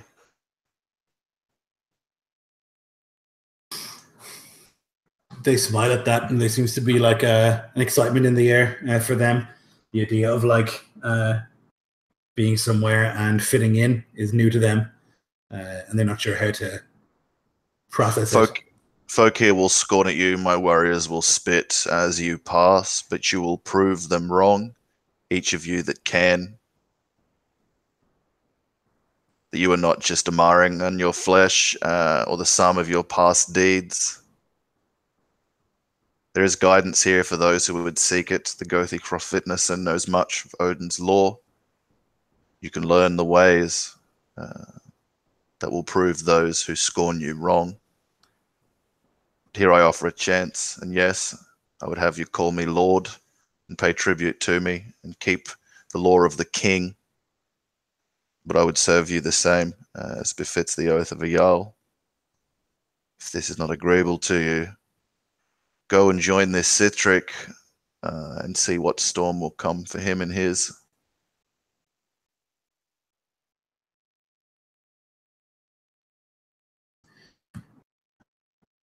We won't have to do thrall's work, I assume. Unless you break the law and are enthralled, no. Though you will need to feed yourselves and house yourselves with an income or trade, one that does not involve cutpursery, murder and such. There are many in these domains who need help. The old trapper from the first Odin's Day, who was driven from his lands, offered to give him help and hands. The cattleman, whose son serves now as a warrior, he needs men to help him with the water cattle. I think I had a list. Yeah, I wanted to just get further people to trap the waterway and the fenway for like more of this food, and so I could easily find ample work for these men to occupy them to save idle hands. But none of it thrall work, all of it fair. My trade is killing, Lord. That's what Then I'm you good will at. kill for me.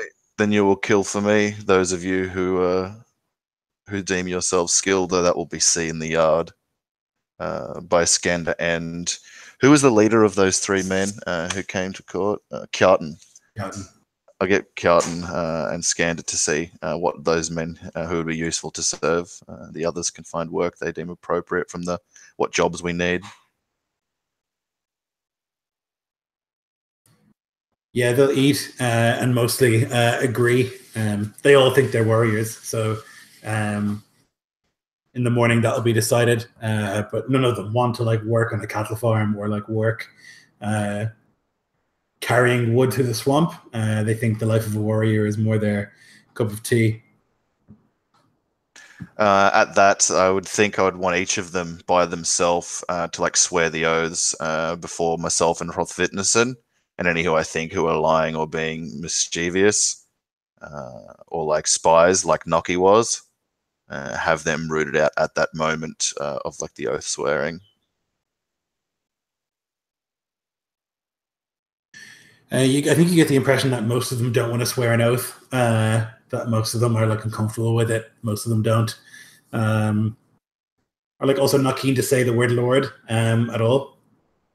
But they will all swear the oath.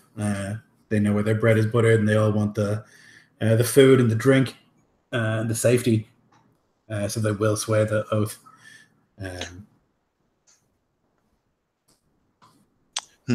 Yeah, I'll want the oath from them if they want to serve as warriors, because I need that. Right, like they're already like leal servants as far as I'm like concerned, so I don't need their oath for that.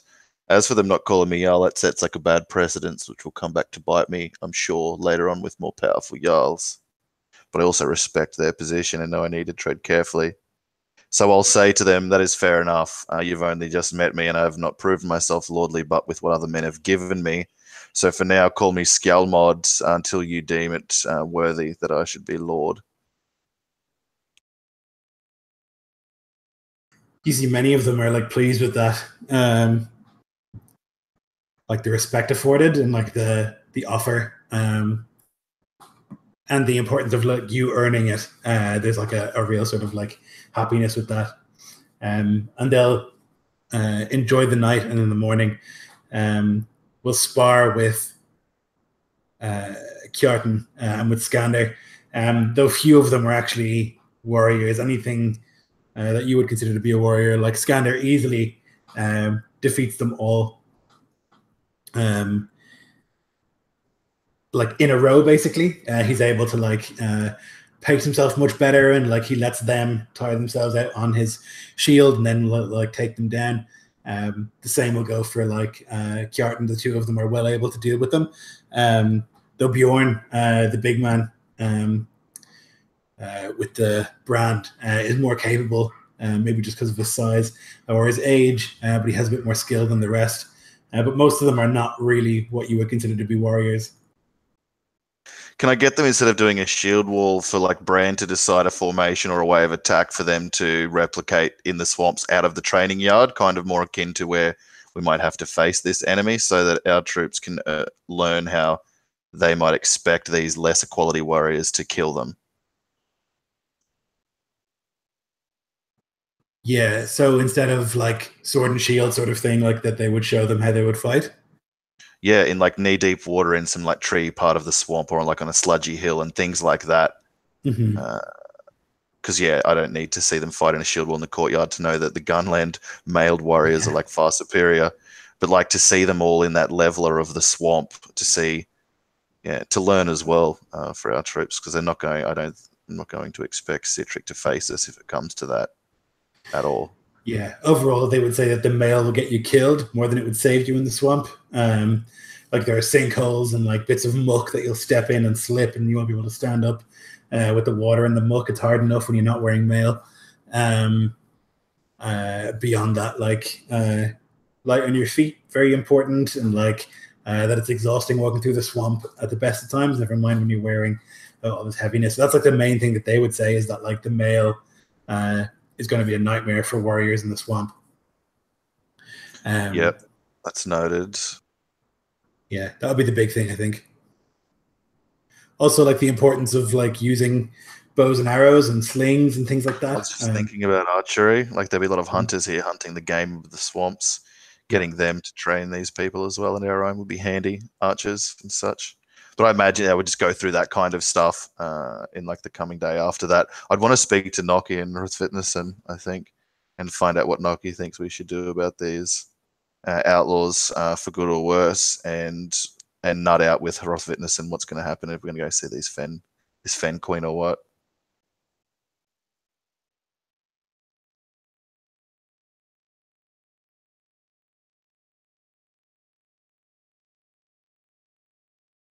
So yeah, Noki, I'll follow up with you and say, like after we've seen these sparring, like what do you think of Citric and what men they have left? How many, and how best should we deal with them? And like for fitness and to see what he thinks about that as well, because I don't want to do something that would offend the gods.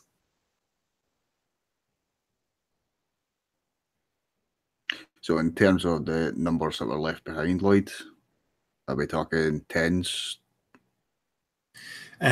So 9 came with you. I think over the night, actually, another 2 would arrive. So there'd be 11 with you. That leaves about 30 still there. Thereabouts.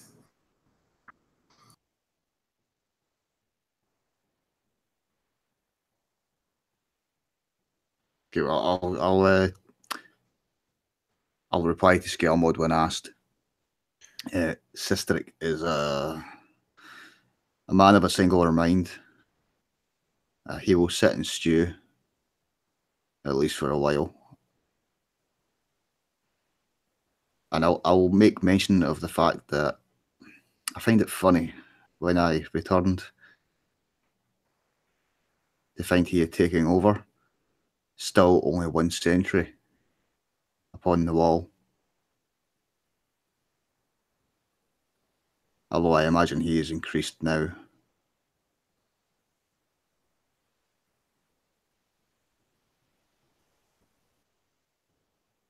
And it was easy enough for you to sneak in and kill the bear.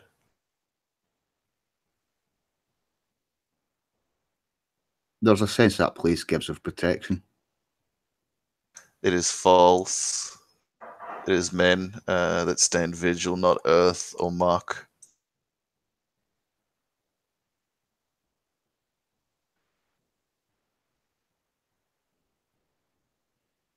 But the losses would be great, assaulting their holdfast, no matter how well we did it, I fear.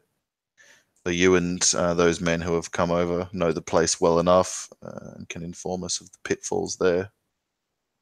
You say he wishes to speak, this Citric.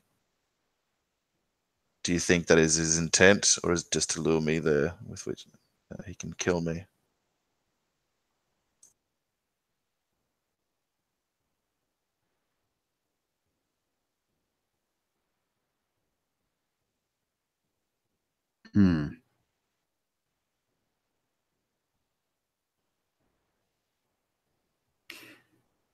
His intent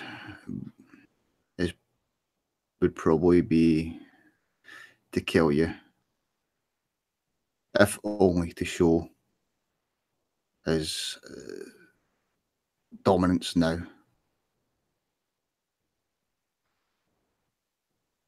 It is dangerous to let them stay with a man like that in charge. You have done well to build a reputation so far of generosity and of one who comes to help. But if there are men who will sit and draw threats, undermine your plans, and perhaps even seek to do you harm, I do not think it is wise to let that force stay present. Or live. Perhaps if you do go to speak with him, you bring a force with you. Go with the intent of battle, and if speech is available, then perhaps speech can be taken. But I fear to go alone or with a small force would be to go to death. And what small forces I would leave here? What if the fen folk push further, and then these people I've freshly sworn an oath of protection to are hassled?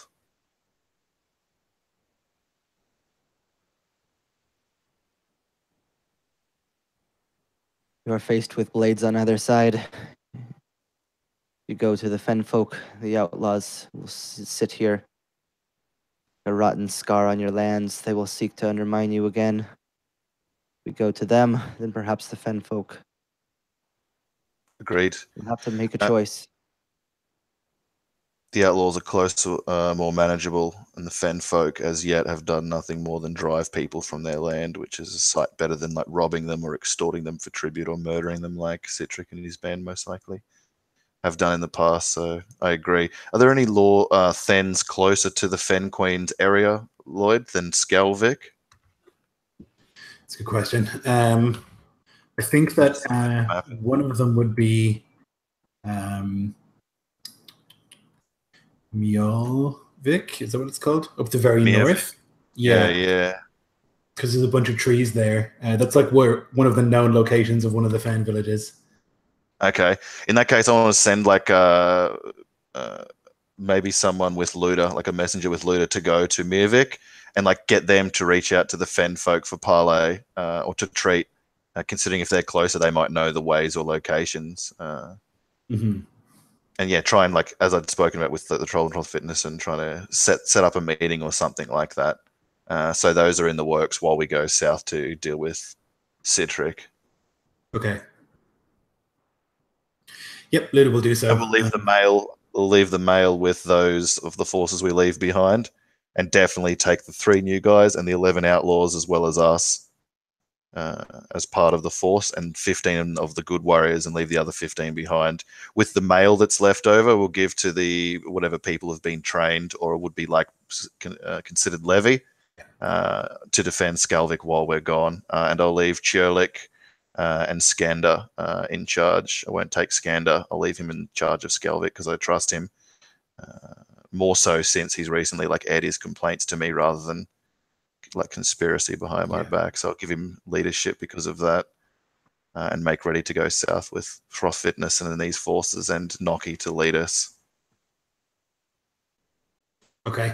As you're kind of getting ready to go, there's a messenger arrives. Another man, although from the other Jarldom, a man called Ulfric, who like much more severe, with like a forked beard and like long hair. He wears like decent leathers and a skull cap. And he'd like introduce himself and say that he's here on behalf of Jarl Godrickson. And he'll like unfurl this like letter and then hand it to you because he can't read, and offer it to you. And I'll hand it to Chorlik because I can't read. Welcome, Ulfric. Come, forgive me and the state of affairs here. I go to deal with outlaws on my lands. He'll laugh at the misunderstanding with the reading, and will like nod. It's good that something's done about them. And Chorlik will read, "Hail, Jarl. It's good to see someone finally bringing some law to those fens. For too long have outlaws and the fen folk threatened and extorted Mjolfliot, which is the village at the very, very top. We're grateful that someone will be bringing order here. You've got hospitality of my hall should you wish to visit." And that's what it says. And Jorik will basically tell you that's almost exactly what the other thing said, the other letter said. Though the tone slightly more stern or more formal. And Ulfric will say, "It's a nice castle. You should visit, Lord." I think I might do just that. I like the tone of your Jarl. Gudrickson speaks true and plain. Indeed, I go to deal with these outlaws. I wonder if you would care to join me. If not, if you are weary or would wish to rest your sword in its scabbard, you have the hospitality of Skelvik until I return. And I'll say that like louder than I need to be for how close I am to him. He'll like take a deep breath and you can tell that he's tired, but also like feels uncomfortable saying no. So he'll nod and say, yes, probably for the best that I go.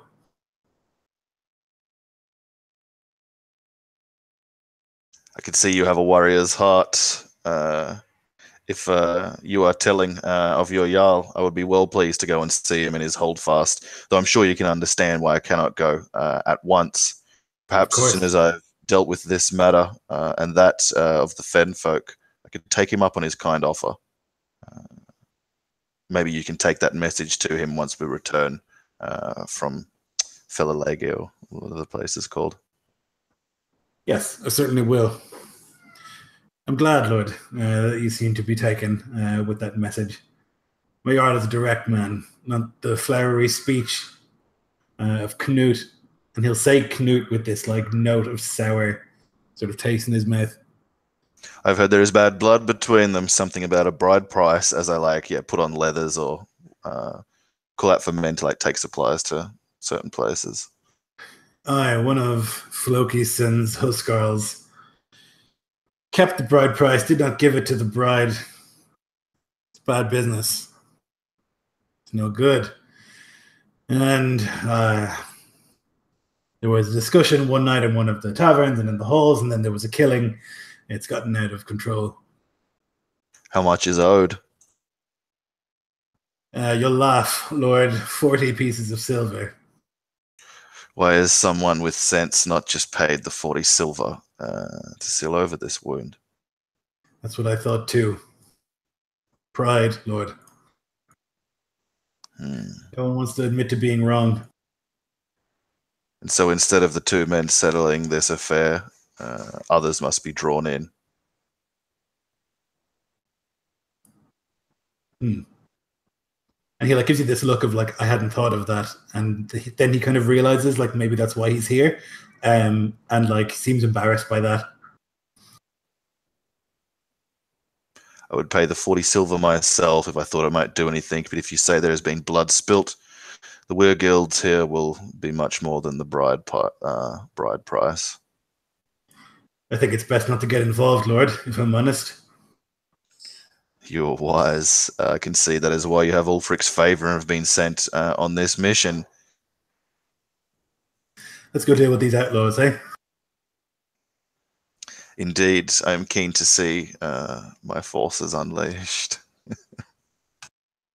So he'll come with you with the outlaws, some of your warriors. You can make your way in several boats across to the island.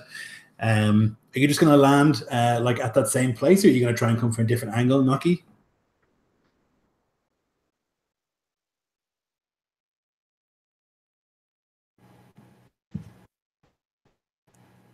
It depends on the layout of this island. Yeah, I imagine there isn't many places to berth. There's not. So there's Felalege itself, the settlement at the top. That's not where you guys live. So the outlaws have taken up in the old Jotun ruins to the south of the island. The village itself is mostly abandoned. It looks like there's only one hex on the approach to it that would be not difficult terrain or water. Yes. So we might have to berth. If there was enough room for him to bring up the men and supplies, would there be enough room there for 15, 28, 30 plus warriors? Oh yeah, for sure. Well, what do you think, Noki? Okay, so so there would be heaps of different spots. We could, I don't know, whatever Noki thinks is best. Approaching from the front shows no fear whatsoever. Something that these folk are a language that they're used to. I wonder if I march right up to them, that if they might just not flee off into the swamp. But I guess if we spread out in a line, they will only be able to back onto the water or go through us.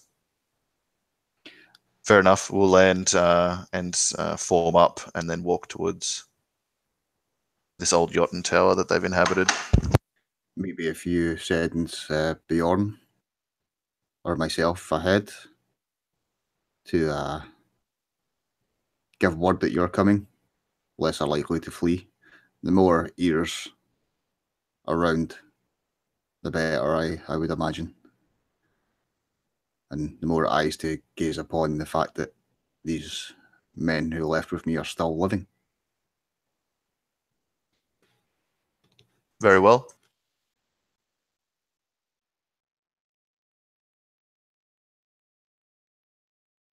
So it'll be you or Bjorn? Go ahead, Jeff, sorry.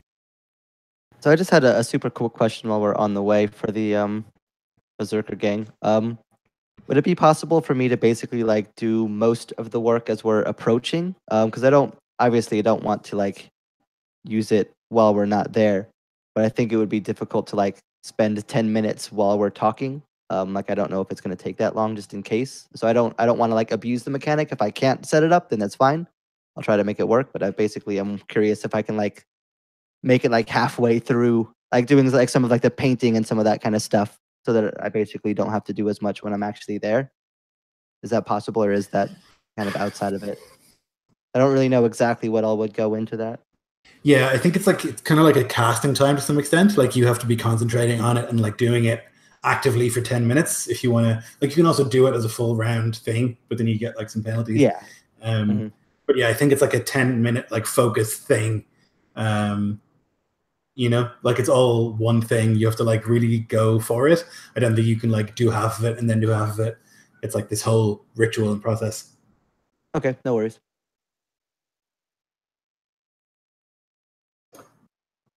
Okay, so Naki,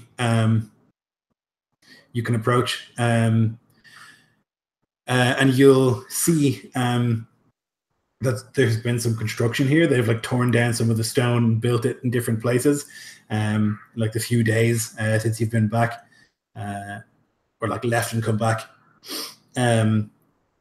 They've boarded up or like closed up basically the old entrance, so that you have to climb. And you'll see as you approach it, there's 4 sentries up on walls, like looking around, and one of them will spot you fairly quickly. I don't think it's possible really with the terrain to sneak up to this place. Not in daylight anyway.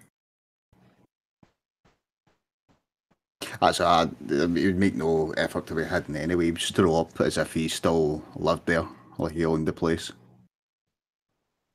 Someone will call for Citric, and he'll climb up onto the wall and look down. And he'll like see you there alone, and then will immediately like look out into the forest. He's not an idiot. Where are they? Oh, you said you wanted to speak, so I pass your words along. The Jarl has come? Yes, to speak to you. I only see your ugly face. Would you approach without a little bit of warning?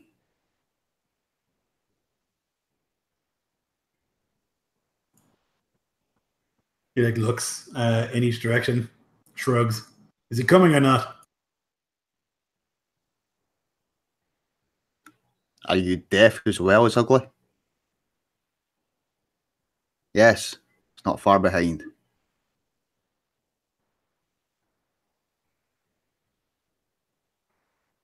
Where will you speak to him? Where you're standing.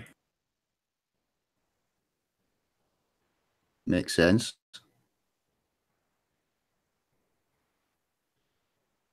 And no closer. Okay, well, with his boot, draw a kind of line in the dirt. And then he'll walk around it.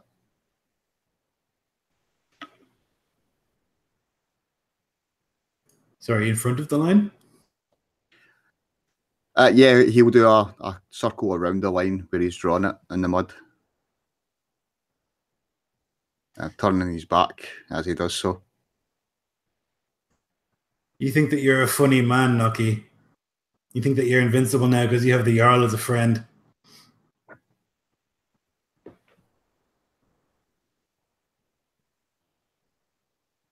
Just shrugs.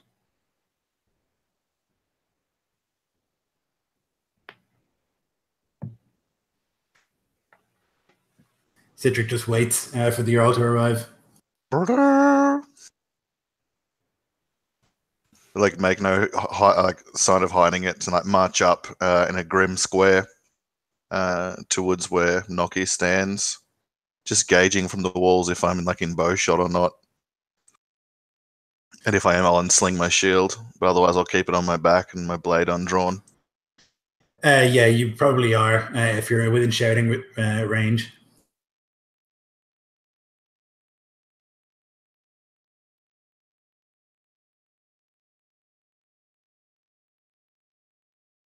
You have like a fine habit, don't you, with like a golden faceplate, something like that.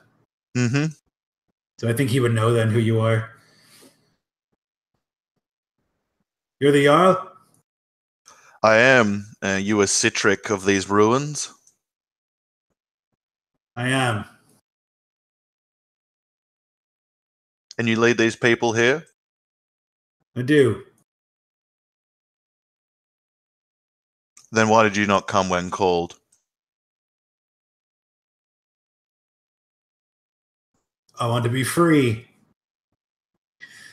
I don't want to swear Then an oath. Then leave these fens and go and be free. We've lived here for a long time. In these ruins. I like it here. Then if you liked it, you should not have extorted and robbed the lords of Bloutspear. And who was the Apple Lord? Blarfen. Blarfen. Yeah, the lords of Blarfen. There was no one here to keep law. We did for a long time. The old bear did before he was killed in his sleep and his sword kicked from his hand.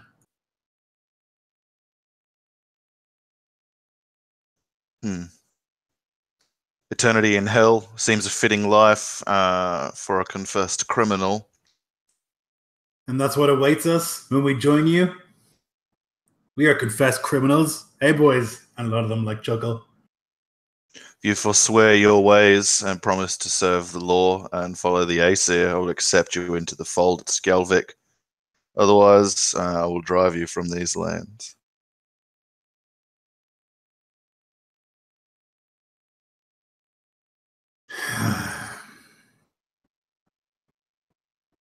Just let us be.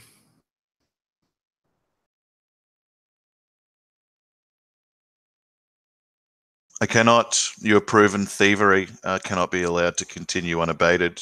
I am bound by oaths to Bloutspear to stop this practice.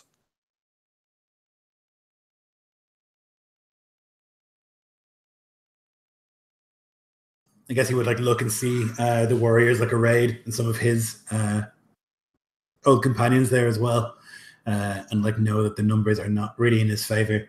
So he has this wall between the two of you, and maybe feels a little bit confident.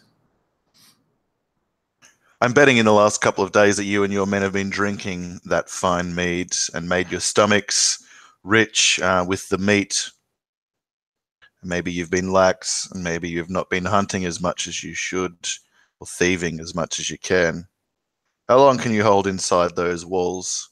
We have fresh food from the fens to succeed you here in perpetuity. How long till you'll be cannibalizing yourselves beyond those walls if you stay with lawless Citric?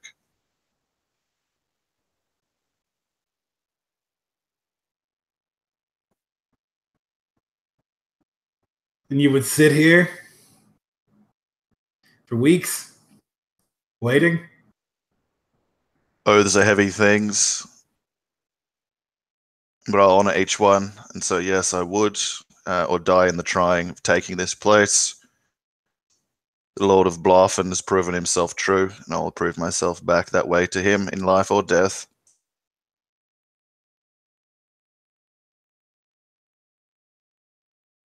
See that I do not hang the branded or hold those accountable for past crimes who have so forsworn, and I'll gesture back to the men who probably look finely fed, shaven, cleaned of lice, garbed in like proper clothes with fine weapons rather than bandit ones.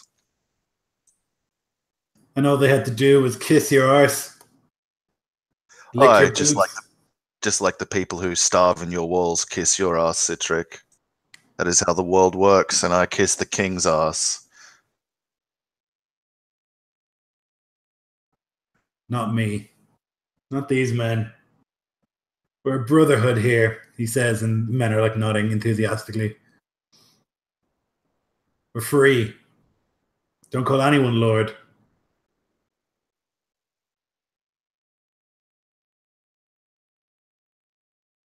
Neither do these men behind me.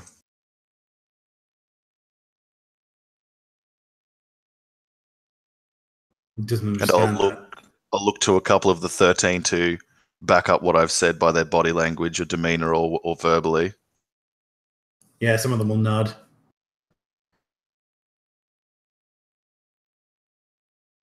I don't care what you call me as long as you obey the king's law here.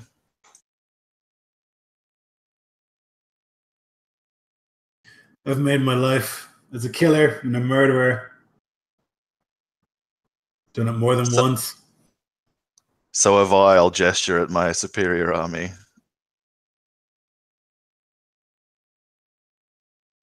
There's no settled life for me, Skjalmod. No settled life for Citric. So, What of you other men? Will you starve with Citric, your lord, or die on these bloody walls with him? you can see that they look less sure than he. They look like nervous. I admire him, but I'm covering that by the face plates and the helm. But I like him. Yeah, the others on the walls seem less certain about fighting this force. He'll call out and say, "I'll probably die either way. So let's make a square of branches and we'll fight over it and let Odin decide."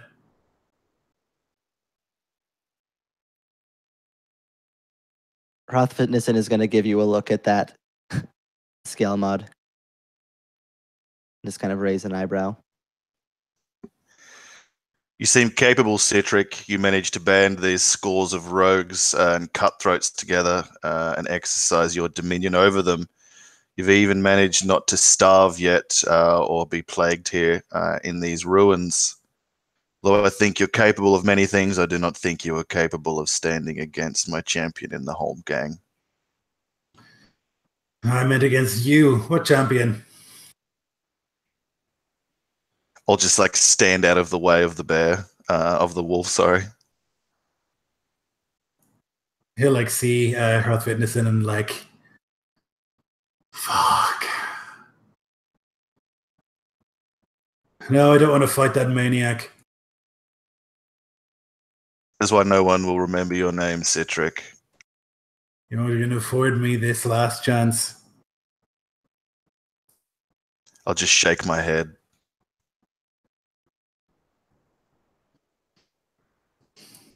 And more as probably an act of intimidation towards the other men than actually guaranteeing a fight. Hrothvitnison is going to sit on the ground, pull out these things of paint of black and grays and whites, and just begin spreading it over his chest and then over the rest of his body, just glancing up with his predatory gaze towards anyone on the wall who's looking down.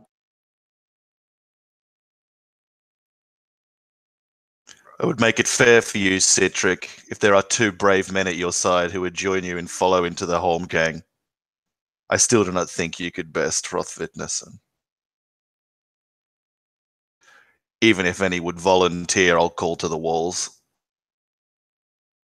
Yeah, they all find something to look at that isn't you. When you call that, they all notice an interesting rock or some grass that they've suddenly found an interest in. There's nothing will meet your gaze. I'll call either that or I lead these bright men across the walls and slaughter each one of you. What will it be? Probably the first time that many have seen me wrathful. In that kind of tone of someone who's don't force me to kill you.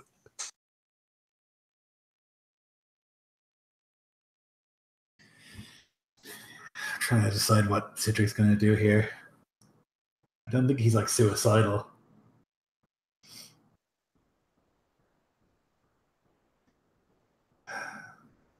I don't have to call you Lord.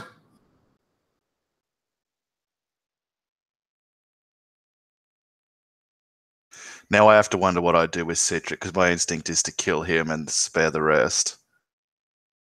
But I like him.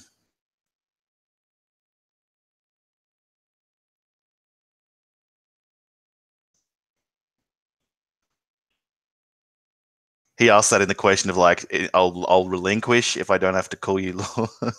Kind of, yeah. No, Citric Fatherless, you above all have to call me Lord. I am here proving that I am your Lord. The rest of you, I extend the terms that I gave to these folk who have forsworn criminality. Then I'll die in the square. And if I win, these men go free. You'll pardon them. Free from the fens, or I will pardon them to stay here, whichever they should prove, and here inside of gods and men. I will not do them harm, should you win. What if I lose? Then I will break the branches and walk forth to put this blade into your hand, see you go to Valhall, see that you are brave, even if you are bereft of honor. And Odin will need you in Ragnarok, Citric Fatherless. You would see like his hand shaking. Like he's obviously nervous. But he'll nod. And he'll like turn to the man next to him and say something quietly to him. And the man will like put a hand on his shoulder and squeeze it, and he'll like drop down off the wall and walk with his arms wide. I'll have Althaelm and Haken cut down at birch branches and make the square, and have my soldiers stand back equidistant in the same way that his soldiers are back from him on the walls, fully intending like to not do anything Lannisterian. Yeah, he looks nervous and like watches Hrothvitnesson's ritual go on. He'll just like stretch his neck a little bit and like roll his shoulders. He's got a shield and like this rusted sayax, and that seems to be he's lighting his feet, and he's just kind of like warming himself up. I'm going to walk over to Noki and just kind of with my back to the enemy, like whisper to him, like, I don't see as many as you'd guessed at the walls. Be wary while this goes on at the flanks for a surprise attack or some cunning, unforeseen thing from these folk. And I'll move and say the same thing to Kjartan at the other flank, just for them to like not be all wholly absorbed with the Holm gang, for the soldiers on the flanks to still be prepared for violence should it come to that. As Hrothvitnessson is kind of going into the main part of this ritual, he's like brewed up like the mushroom tea, but he hasn't sipped it quite yet, and he's going to look before he goes fully into his berserker gang, the Holm gang. Is it to the death? What are the terms? I'll just look to Citric approaching. Death.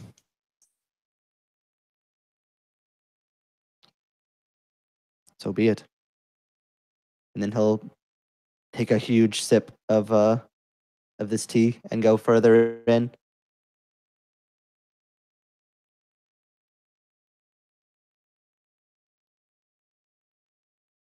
So like many of the men will like beat their shields with their weapons to like make a rhythm. And Citric will stand watching as you like get ready, and we'll roll initiative.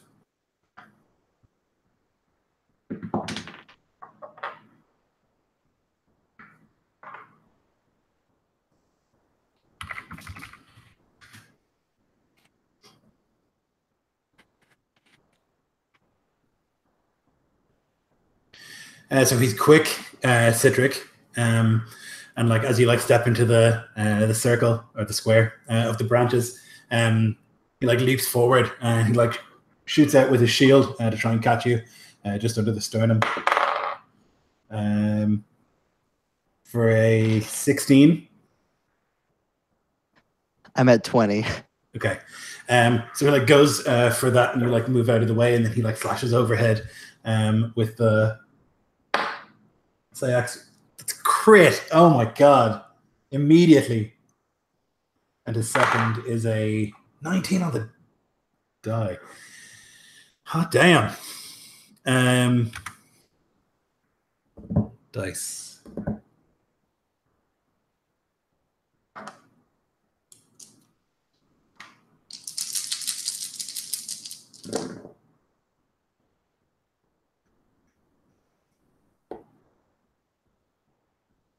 Maybe 24 from the crit.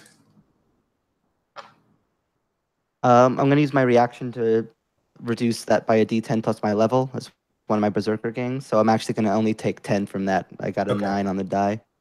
So 14 prevented. And the second one does 10 damage. And I got to get the crit table open. You want to roll it for me? D12 and a D20, please.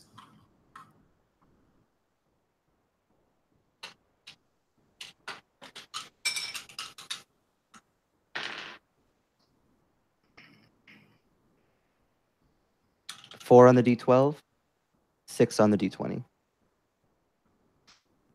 Leg.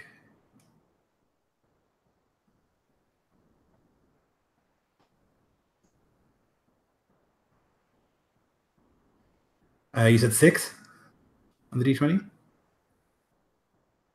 Yes. Okay. Boom, boom, boom. Oh, this table isn't right. So it's probably around here. Okay, can you make me a con save, please?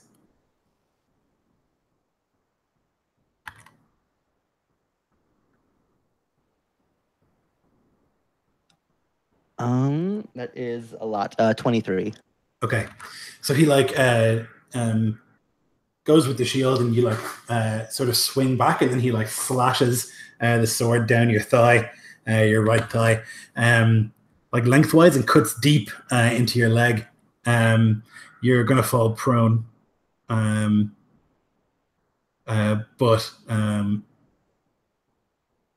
no, sorry, you're not going to fall prone because you succeeded on that save. But your movement speed is reduced by 10 feet, and your armor class by 2 until your health is back up to full. But you remain standing with this like brutal slash down your leg, like unprotected, and like blood will spray forth. And you'll hear the men on the wall like, "Ah!" Like they can't believe that happened. And it's your turn. Hrothvitnison is gonna like look down at his leg for just a moment and see the blood. And where most men would shriek or scream, he smiles wickedly and looks back up at this man. And I pre-rolled, and I swear to fucking God, crit. Okay. See who likes it. Alrighty, so to start off, it's going to be max damage, which is going to be 16. 16, okay. And then for the effect, that's 11 on the D12 and 12 on the D20. Okay. And this is unarmed, for what it's worth. Yeah. Okay. So you like slash out with your fingers, and then you like smash your elbow into his rib cage, and there's this like crack, loud cracking noise, and he like is like knocked down onto the ground as he like struggles to breathe, and he will be stunned for his next turn.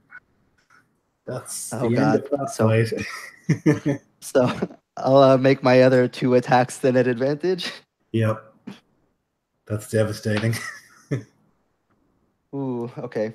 So 2 more attacks then. It's going to be 22 and 21, which I'm guessing are going to do it. Mm-hmm. So that is going to be 7 and then 8 damage. So 15 total for those 2. It's 31 all up. It should be. Yeah. Cracks this guy in the ribs, sends him down, and then he's just gonna like start like claws at his neck, just like grabbing at it, and then just is gonna like lean in and just like bite into this guy's neck, just like rip part of his flesh out, just like blood just running down his cheeks. He's gonna like let out a wolf like howl, and just like look back up to the men on the wall, and I imagine see the cheering fall from their faces. Yeah, one of them actually throws his shield down and runs, like jumps down off the wall the other direction and runs away. While the other 2 like stare at him and like are considering doing the same. Citric on the ground is like, but he's stunned and so will not act. It's your turn. Alrighty, so he's no longer stunned at the time I'm making the attacks, correct? Yes. So these will be normal. So that's 11's probably gonna miss, but 17. 17 will hit. All right, and then a 19 will also hit. So that's going to be another 8 and then 7, so 15 more damage. He's gonna like bring an elbow down across the top of his head, just like slamming it down forcefully before like kneeing him in the face while he's still on the ground stunned. He's going to regain his senses, and like through his broken rib, he's going to try and just shank you and shove the Sayax into your heart. So he will get a... That was a really good. I think I'll hit twice. 20 you said, right? Was your AC? Oh, it's -2 actually because of the... I'm at 18 now because of the crit. Yep, so he'll hit twice then. He will sneak attack on the first.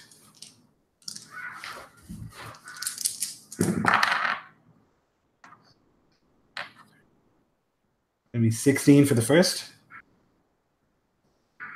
I'm going to prevent 9 of that, so I'll take 7.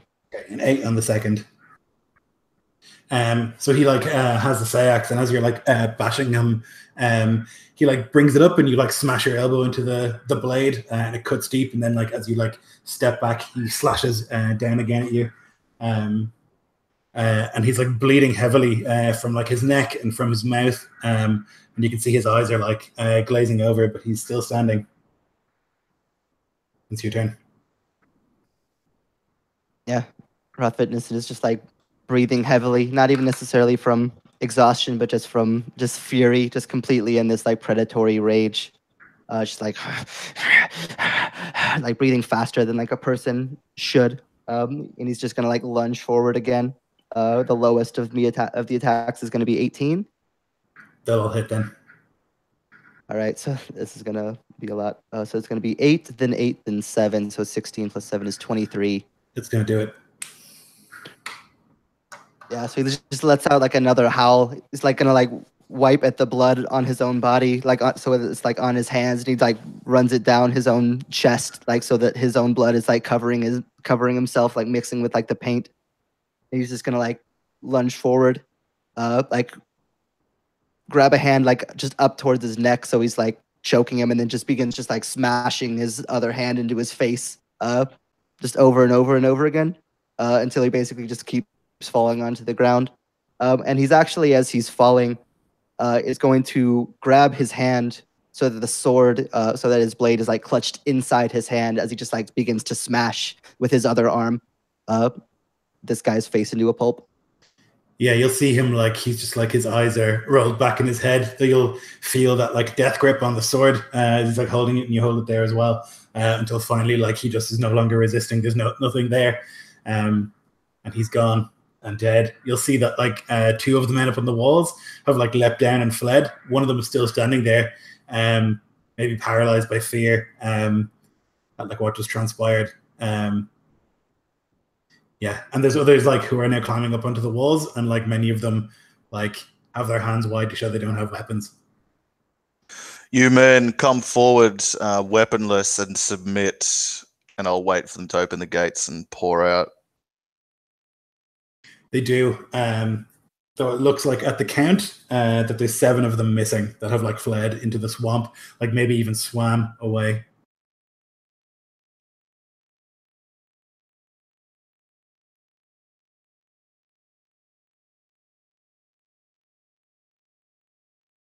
But the men will like walk forward with no weapons, their hands wide.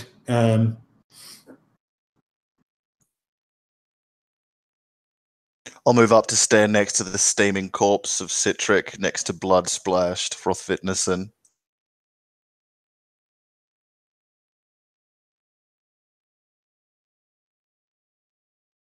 As the event is kind of finished, Frothvitnison will take quite a bit of time just to kind of like stand there, basically just like breathing heavily. This kind of fury still holding in him, this like predatory, the aspect of the wolf, like unable to let it go. And for a moment, he like eyes some of these other people wrathfully, kind of looking at them with this like eerie animalistic gaze. But his knowledge, his restraint and respect of the gods and the oath of the home gang will get the better of the animal that is within him right now. He's just gonna like sit down and just like pant heavily, like faster than even would make sense, until it like slowly is gonna like fall away as people are pouring out. Try to like let this go and fall back into some state of normalcy. Noki, now you must choose.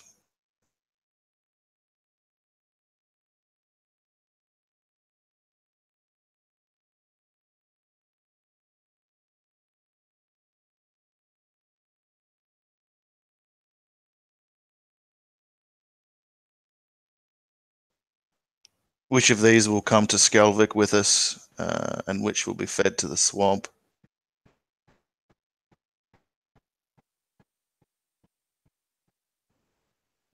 So assuming I know these men well, or women, I guess, well enough. Not their crimes as such, but their Measure. personality, yeah, the measure of their worth.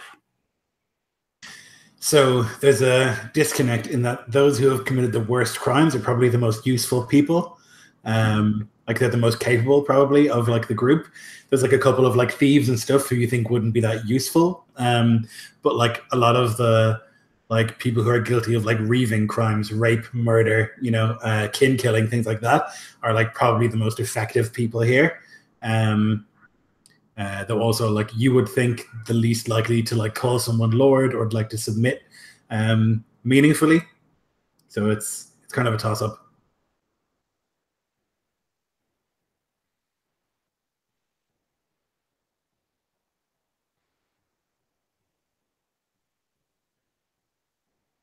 Well, then I'll wait for those few number who Noki think fit into the small criteria of what we'd spoken about earlier, and wait for them to like move and join the ranks of the 13 to swell it with whatever numbers they have. I think Noki's judgment would probably be more governed by who do I not like, who's pissed me off. So yeah, those would probably be the ones that Noki would pick out more. So trying to take the measure of like who Noki wouldn't like. Assuming, like my gut tells me he doesn't like bullies and whatnot. That's like what I get from him. And those are the people I described. Like the like people who I think would be more capable, like useful or like stronger, are the people who like would have given you shit all the time, who would have like beaten other people in the camp, who would have like stolen from people in the camp and stuff like that.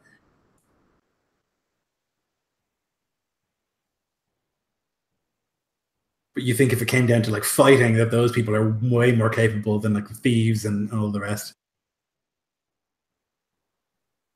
No, he's self-serving, and he doesn't particularly like anybody. So it would be maybe one or two that he has particular grievance with, personal grudges. And then even if the rest of them have been shits to him, well, that's part and parcel of the outlaw life.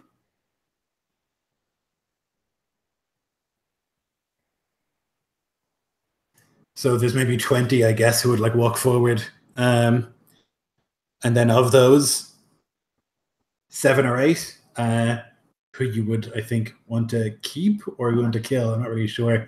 The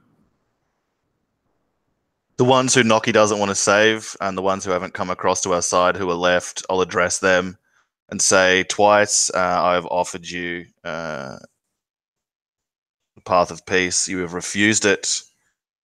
And decided to follow Citric into outlawry. And imagine the camera's looking up from his like freshly ripped to pieces corpse. And I'll say, so there is no hope for you. And so I'll let the gods decide. And I'll like throw down my mailed gauntlet and let Skander and his bloodthirsty men with their blood up and weeks of living in a swamp and no women and let out all their frustration on these weaponless surrenderers and have them be butchered. Actually, before you like fully gave the command, Hrothvitnison would kind of, as he's coming out of this haze, say, they have been pass judgment of death under the holy watch of Holmgang, and by Odin's eye, they should die with weapons and go to the corpse hall. Holmgang is a holy event. It would not be right to send so many people to the depths on such an occasion. Such is the will of Odin and of myself. Very well.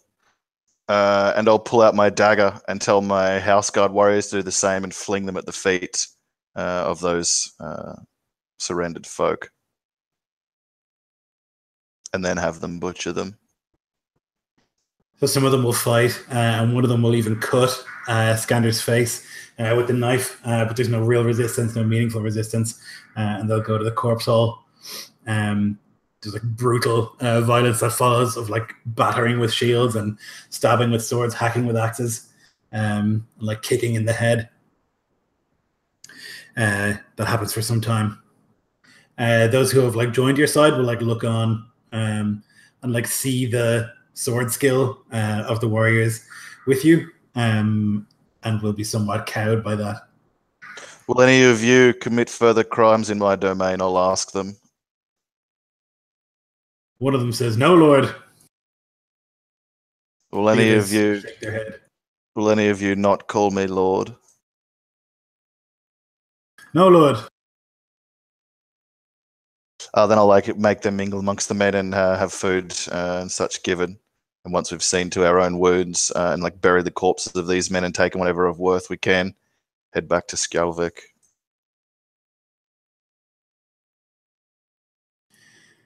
And so maybe 7 of the outlaws had like fled into the swamp, probably never to be seen again. Terrified of like what happened with Hrothvitnesen, and you'll see those who come with you like definitely cowed, and they'll say "Lord" too many times when they speak to you after every couple of words, for fear of what might happen otherwise. And you can make your way back towards Skjalvik and arrive there. You'll meet several of the thanes who are like curious about the feast and what's to happen with that. You'll greet the lords and tell them that the outlaws in Old Jotun Tower have been dealt with, but a scant few who escaped and will likely be claimed by the fens. If not, they are small in number and now can be managed by the individual thens themselves. 7 men shouldn't be enough for a village to not resist.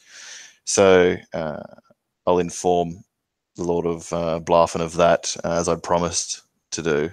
Tell them that I intend to host a feast to foster good relations amongst us and to proclaim my plan for these lands for the time to come, and to speak of the Fenway and how I would connect each of our settlements by roads. My dream is to have it that a maiden from Blarfen can march with a basket of apples on her head from there to Myrvik unmolested, and I will work in these fens till that day comes to pass.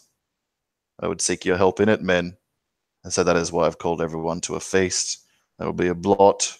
We will sacrifice an animal, a Gothi will pick and offer up to the gods for their blessing and the times to come.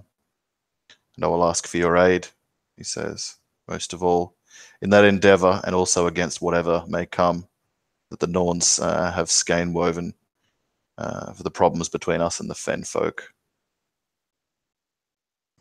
You can see them nodding eagerly at the idea of like it being possible to like walk through the fens and it to be safe. Something they like really dearly want, all of them. Like even though they're very different men, like that's something that unifies them definitely, is like the idea of like a prosperous world of the fens here. I'll seize on that. I'll seize on that if I can, and tell them, imagine if we can get the trade of the Lords of Asblot and Sjödafod to come through the fens rather than skirting it by boat. If we can make it lucrative for them, there's wealth that can be earned here, but we need security to do that. And maybe as I like address them of that, more of those like outlaws come pouring in, escorted by the soldiery. Yeah, absolutely. And you can talk with the lords about that, the thanes about that. proposition about the Fenway and bringing security, and like preparations are made for this feast. A platform is built for the blot, and they'll send word back to their villages to like bring their finest, like both of people and of like livestock and of apples and like gifts and things like that to be brought together. Musicians and all sorts of people are like brought here, and over the like next few days, those preparations are made. During those next few days, there's an approaching party of people, and there's like a at the gates. There's warriors there, rich-looking warriors with like mail, like shining steel, and on a fine horse. God knows how they got it through the fens. Sits a man. He's bald and beardless. His like skin sort of tight across his face. And there's that wolf head banner. And he will basically barge his way inside, and your guards won't stop him. And he'll like ride his way up to the long hall, to the gates there, and await. Kjolrik will say, "It's the Jarl, Floki's son." I'll look to see if Noki and Rothvitnesen are around, and if they're not, I'll send Aelfric and or Harkon to get them. And I'll move forward with like oozing casuality. Oh, greetings, my lord. You've troubled yourself to come to my hall. You honor me. Please come down. You must want cleaning and provisions from your time on the roads. I'm grateful for your hospitality. I'd heard there was a feast to go on. You like look around at the platform. Indeed, you are well served if you've heard in your lands far off of this meager feast we host here. Indeed, I've summoned the Thens of my domain to come and do me homage and to hear my words and the wisdom of my Gothi. As a neighbor, I extend this invitation to you. Come, you are welcome. I had thought as much. Grateful to be here. It seems like a lovely, I like what you've done with the place. Honestly, last time I was here, it was a bit of a shithole. But it seems nice now. We work to better our surroundings, he says. The folk here are honest, hard-working, and productive. That they are. Hard-working and simple folk. He'll like look around at the people. And he'll like get off his horse. He's tall and like well built, though kind of thin. Like I say, with like skin stretched across his face, sort of gaunt. And he'll like walk into like the courtyard and like walk with you into the long hall. Come, see your men provisioned too. There's room aplenty here. As we've made space for the coming other guests. I trust your passage here was fine enough? As fine as you can imagine, trudging through a shithole like this fen to be. It's never pleasant. The biting flies are infuriating. I can only imagine what it's like to dwell here. We get by with what the gods heap on us. You honor me doubly, Jarl, that you would come through perilous track to feast with me in honor of the gods. I always think it's best to make these sort of arrangements in person than to... letters are so informal, I think. I agree. He says, I'd sent word back with your man Oleg, a pleasant man, seems to be of good stock and have honor. I was glad to host him here. He comported himself well. Good. He's one of my best, Oleg. Though I have sent him on yet another errand. There is bad blood, you see, between me and that savage who lives up north. Not to trouble you, of course. I wouldn't dream of putting you between us. I hope that you can have fruitful relations with both my Jarldom and his. You're right. I would not wish to put myself between your lands, but the king has deigned to do so. for he would have peace here. I hope that you can come to an agreement, and I thank you for not burdening my lands further with those troubles. I wish you fortune in what's to come. Indeed, it would be so unfortunate if he were to choose a side. That would be a disaster, I think. It could really skew the balance of this place and would be bad for everyone involved, I imagine. Nonetheless, I thank you for your hospitality. Where will I find quarters?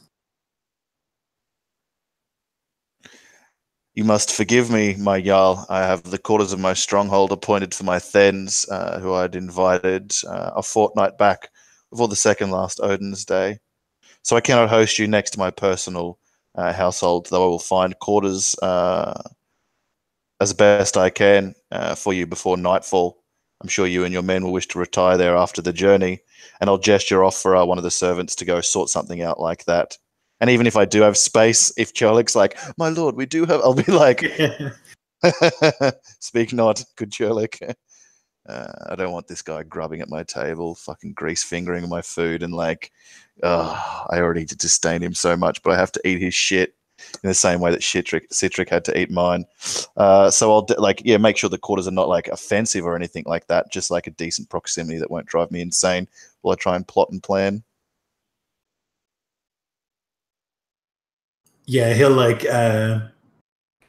be passive aggressively gracious as you like say that, and he'll nod. Of course, I understand. You are new here, and this is not a place of means. I understand it's not a problem. I'll make do with whatever you think is appropriate for a man of my station. He'll say as he like looks around at the inside of the hall. We won't bother you. We won't trouble you while we're here. My men are all well behaved. Not to worry. Thank you. I appreciate that. Come, you journeyed far and through mire and bog to speak of business. Let us speak of it. My man here can help see to the details, and this agreement can be worked out inside of the gods. For here, my Gothy approaches. He'll like look and like do a double take at like the Gothy, who is like this insane wolf pelt wearing barbarian, and he'll like have this smile that's really a frown, like a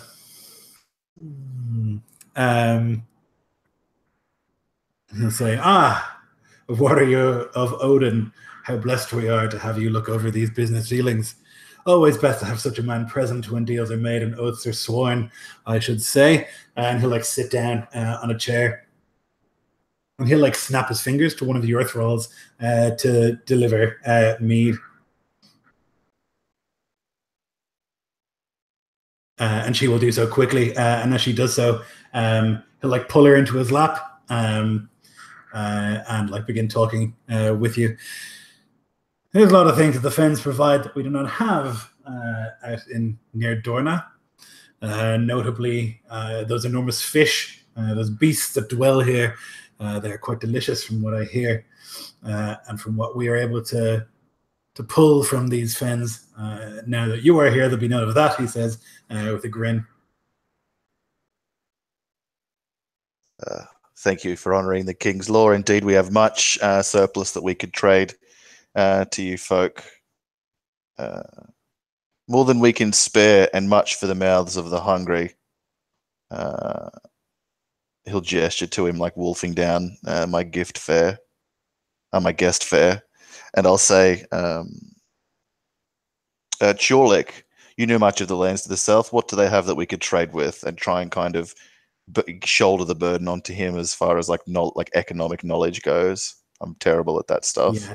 Yeah. So he would like inform you basically like that they have a lot of wheat that is difficult to grow here, and like barley and like grains and stuff for bread and things like that.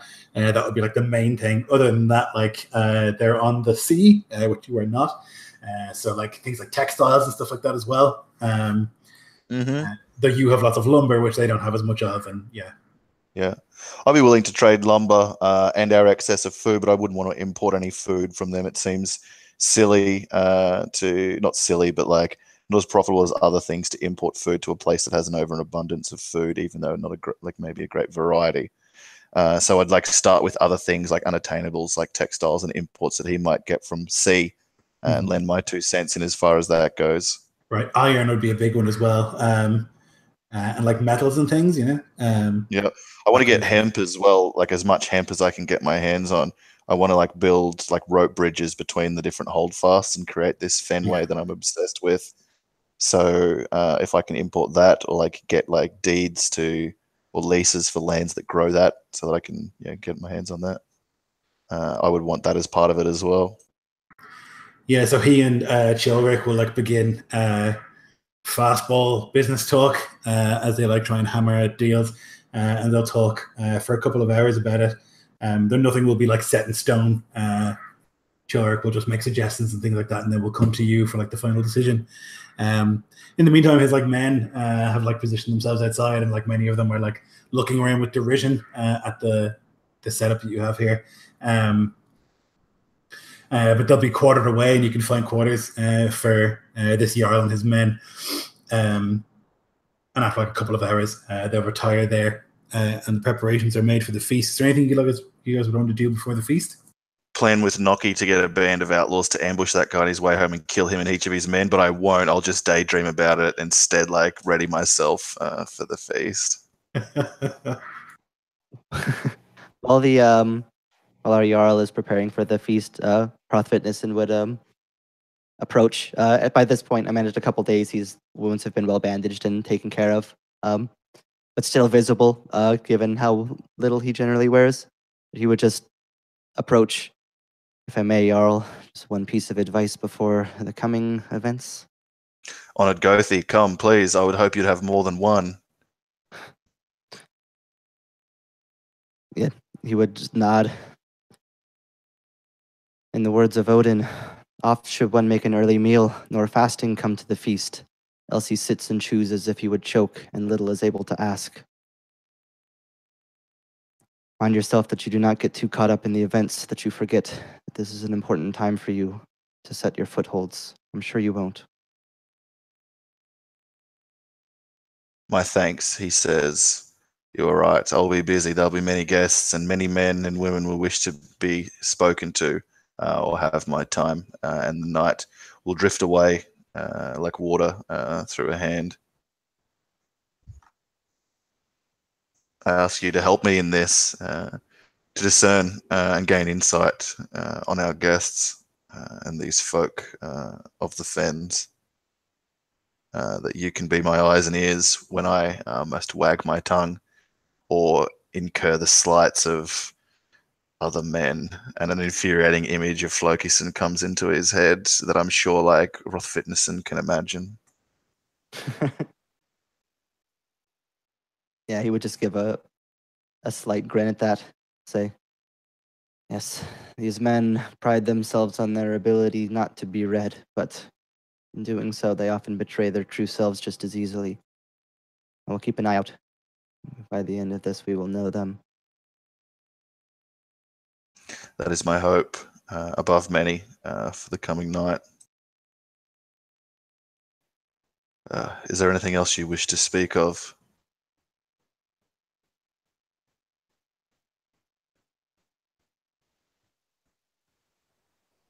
Your wounds seem to heal well enough. Those brews from the Fenwich, they seem to do their work. The people around here are wound-wise.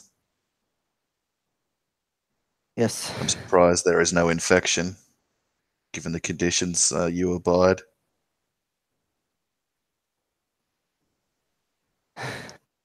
Odin has promised me a death in the corpse hall. It will not be infection that takes me, only a blade if there is a warrior who can deliver it. I do not think there is in these fens, I'll say, like reminiscing on the slaughter of Citric.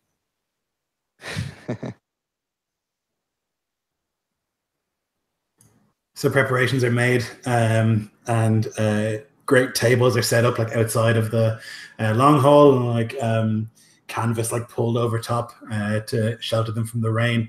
For there are so many people here that they cannot all fit inside the hall. And celebrations are had. People gather down in the town itself where the platform's been put up, and the great sacrifice can go ahead.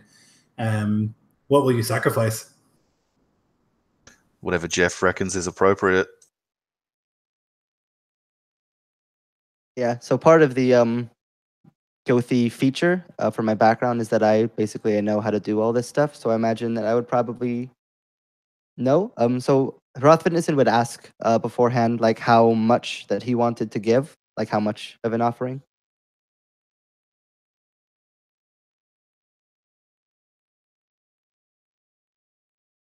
Like I wanted to be decently substantial to like mark the occasion and the work and the people who have come from far and wide. So I don't know. We have water cattle is probably the biggest beast I can think of. Yeah, that's the A biggest, couple of and those. like that's the biggest sacrifice that you could give, I reckon.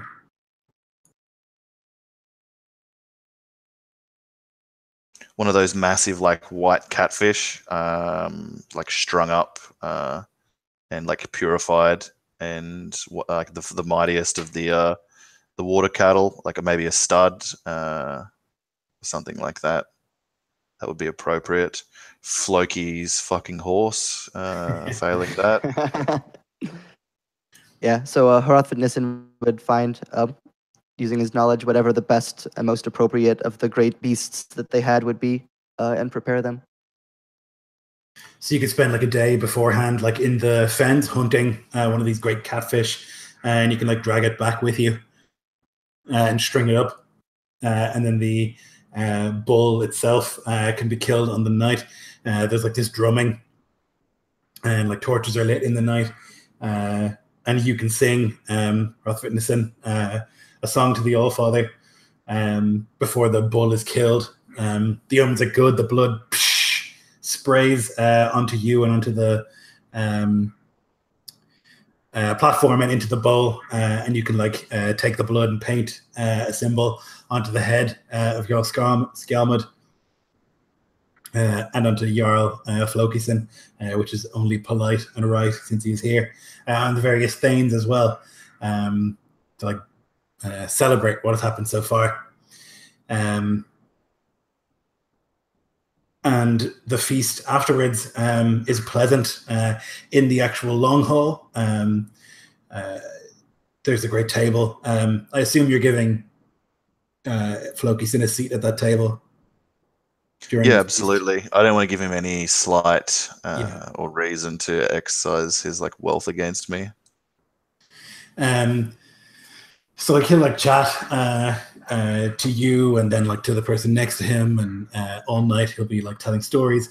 And he'll, as Fenya walks by at one stage, he'll like slap her on the ass and say, "I like that one." My Jarl, she is taken and bride of one of my free men. He like sighs dramatically, like that's such an inconvenience. And she right. was walking away from you, not towards you.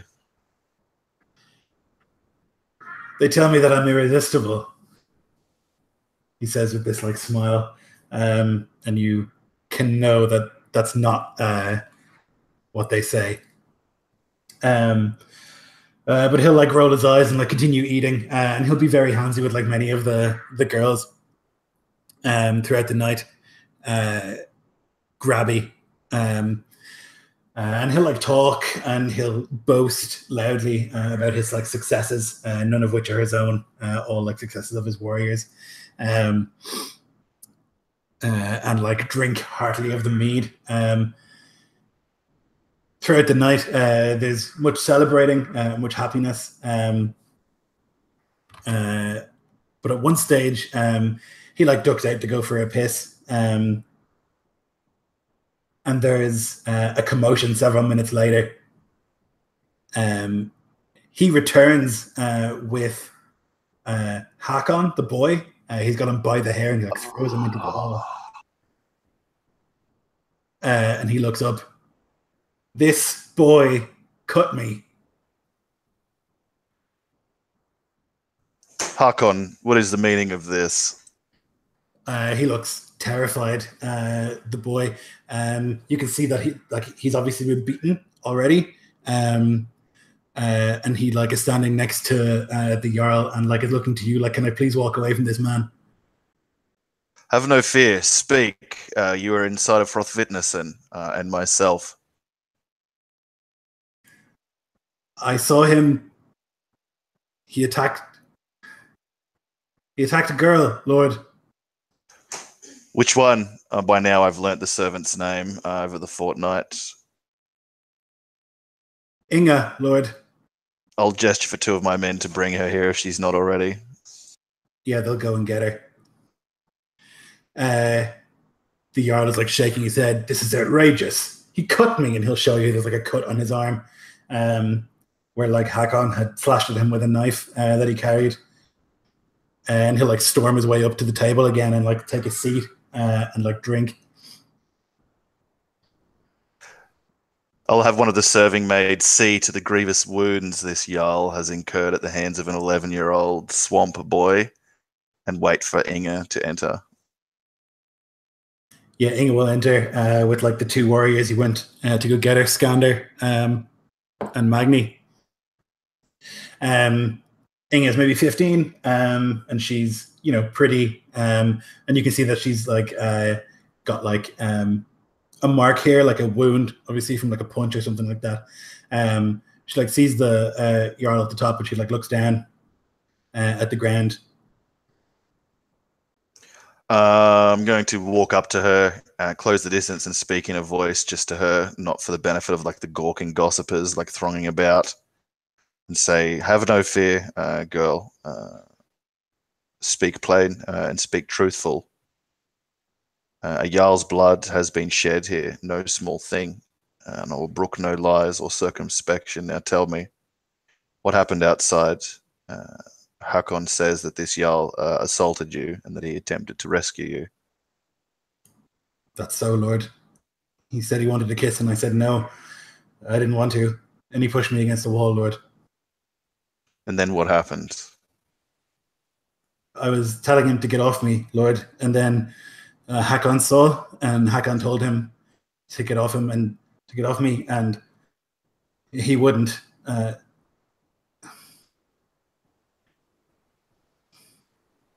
Thank you. It's okay. Go on.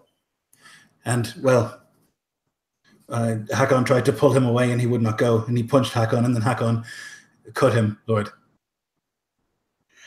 Is this what happened, Jarl Knut? The boy cut me. You attempted to ravish this maiden, though she protested. She is not your thrall. She is a free woman here.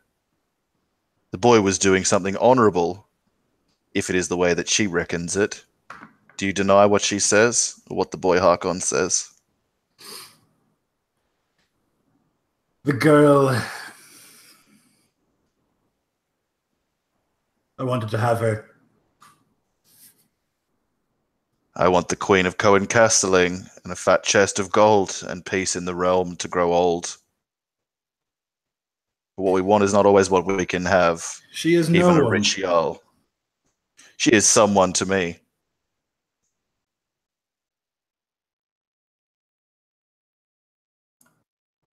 The boy has drawn my blood and expect an apology.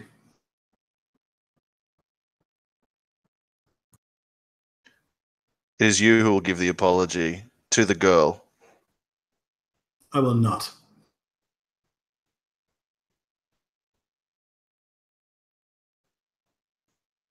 Hakon, you wounded this man in defense of Inga, yet he be a Jarl?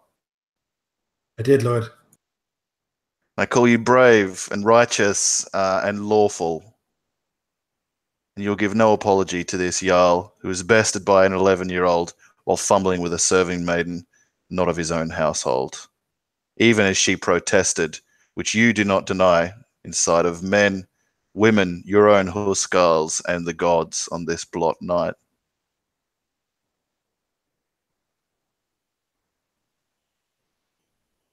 I will not stand here and be insulted. And he'll like scooch back his chair and stand. Like roll up his sleeves. I offer you no insults, my Jarl. This boy attacked me. In fact, I am forgiving yours.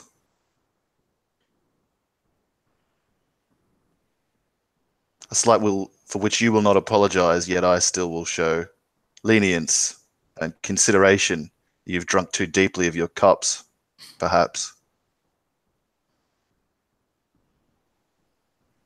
He like looks around the hall and obviously doesn't know what to say. He's like quick tongue, somewhat gone, maybe with mead. And you can see people like looking at him, and he doesn't like that feeling. He like waves his hand. Let's have a drink. I will have an apology for Inga first.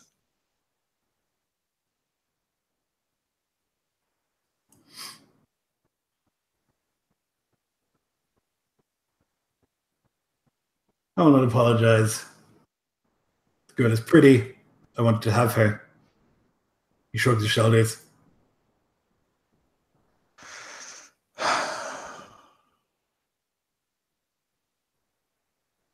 You forget yourself. You are a guest here.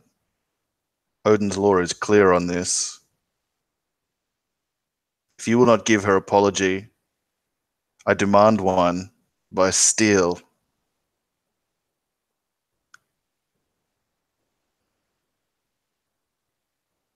His eyes will narrow at that.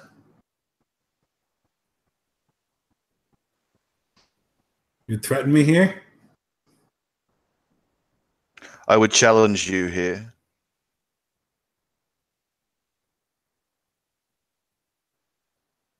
He'll lean back in his seat.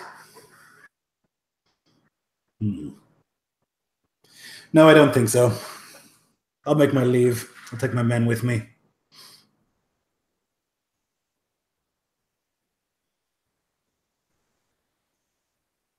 Very well.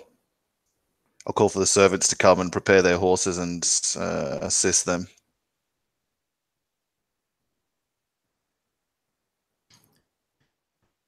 They'll be like ready to go, and he'll like be outside looking at like the wound in his arm, and like his men will be standing around him, and he'll like get up onto that fine horse, and without too much words, he'll like look in the direction of your hall, and then simply like begin moving away out of Skjalvik.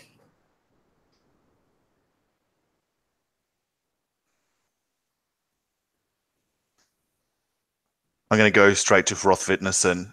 How far do my guest rights extend?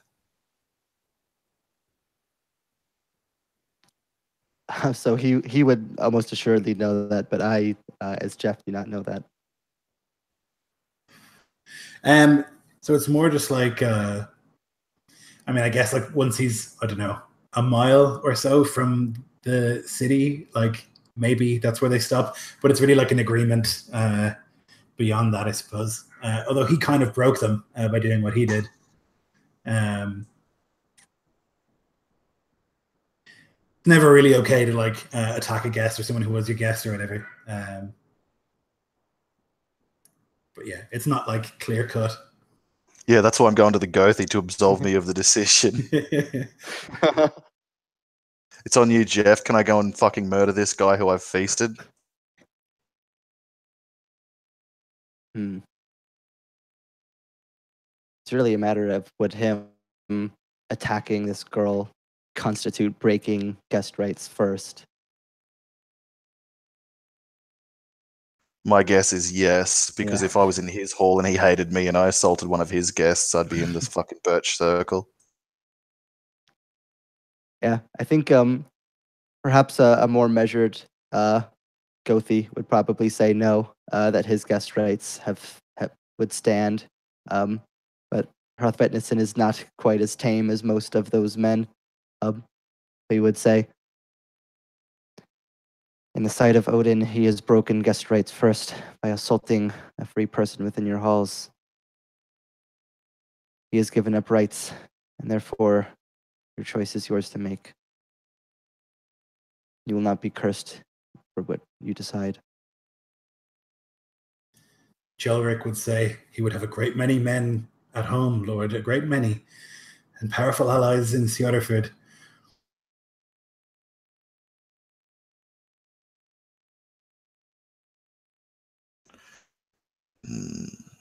Yet he and his men broke the bride price with Ulfric to the north. And it was his own ancestor who stood in defiance of the true king in days of yore. Then make friends with the Jarl to the north, Lord. But currently we are alone, and it's not my place. I apologize. You're right to have concern, Shoreleg, though I do not fear armies marching into the fens.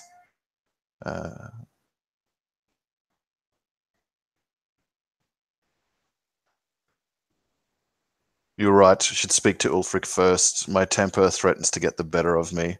The insult to Inga cannot be denied. Honor demands an apology, but I'll not shed his blood and break guest rights in my hall, nor hunt him down like outlaws who only 2 days past butchered for their crimes. So I must let him walk away.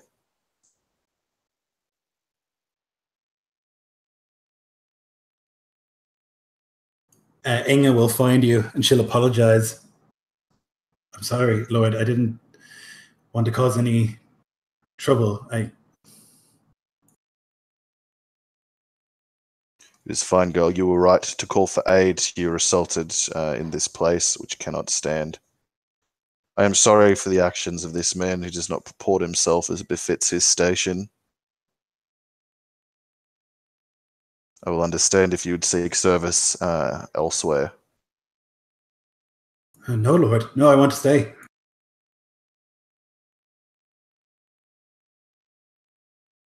You are welcome here. I thank you for your service. I'm sorry for what has befallen you. I will work to make this place lawful. That is all I can offer you for now. She'll nod. And you'll see her like later on that night, like grab Hakon and give him this enormous hug and like kiss him on the cheek. And she'll like stay next to him for the rest of the night. I want to flog that kid, I'll tell you that, but I won't. He was very brave, even though he was very foolish. So I'll just like watch grinding my teeth, I guess. Sorry to interrupt you. It's all good. Celebrations will continue, and like after they leave, like the tension will like break and people will begin talking again, and the Thens will say like that was well done and like it was correct to demand an apology, and that was, you know, overall they think that was the correct thing to do, and there's merriment again, despite like the grim tone of what happened, and celebrate kind of into the night. And the omens are good overall, beyond what happened to Sully that evening. You said there were musicians who came. Can I like offer up like a fine weapon or a suit of chain or something to like the best singer, like the best song performed? Definitely, yeah. Yeah, I'll get that Skald or Maiden, whoever they be. I have an important job for them to sing to that troll. Very true, yeah. Yeah, so there'll be like several of them that will tell stories and like sing songs and whatnot. And one of them, one-eyed woman sings beautifully, like amazingly so. Obviously has traveled far and wide and told many tales. And she'll be delighted with like the weapon that's given to her. And you can talk to her afterwards. Morning will come, and there will be the sort of grim tidying after a party. Like the town is put back together, and the platform taken down. Many hangovers are nursed. And there's much to do still. The Fenway to be constructed, the finding of the witch who runs or rules the Fenfolk, and the bringing of her to the troll, the finding of those outlaws. And now the settling of this score with Jarl Knut Flokison. But we'll probably do that next time, gents. So thanks very much for watching. If you did, we'll see you next time.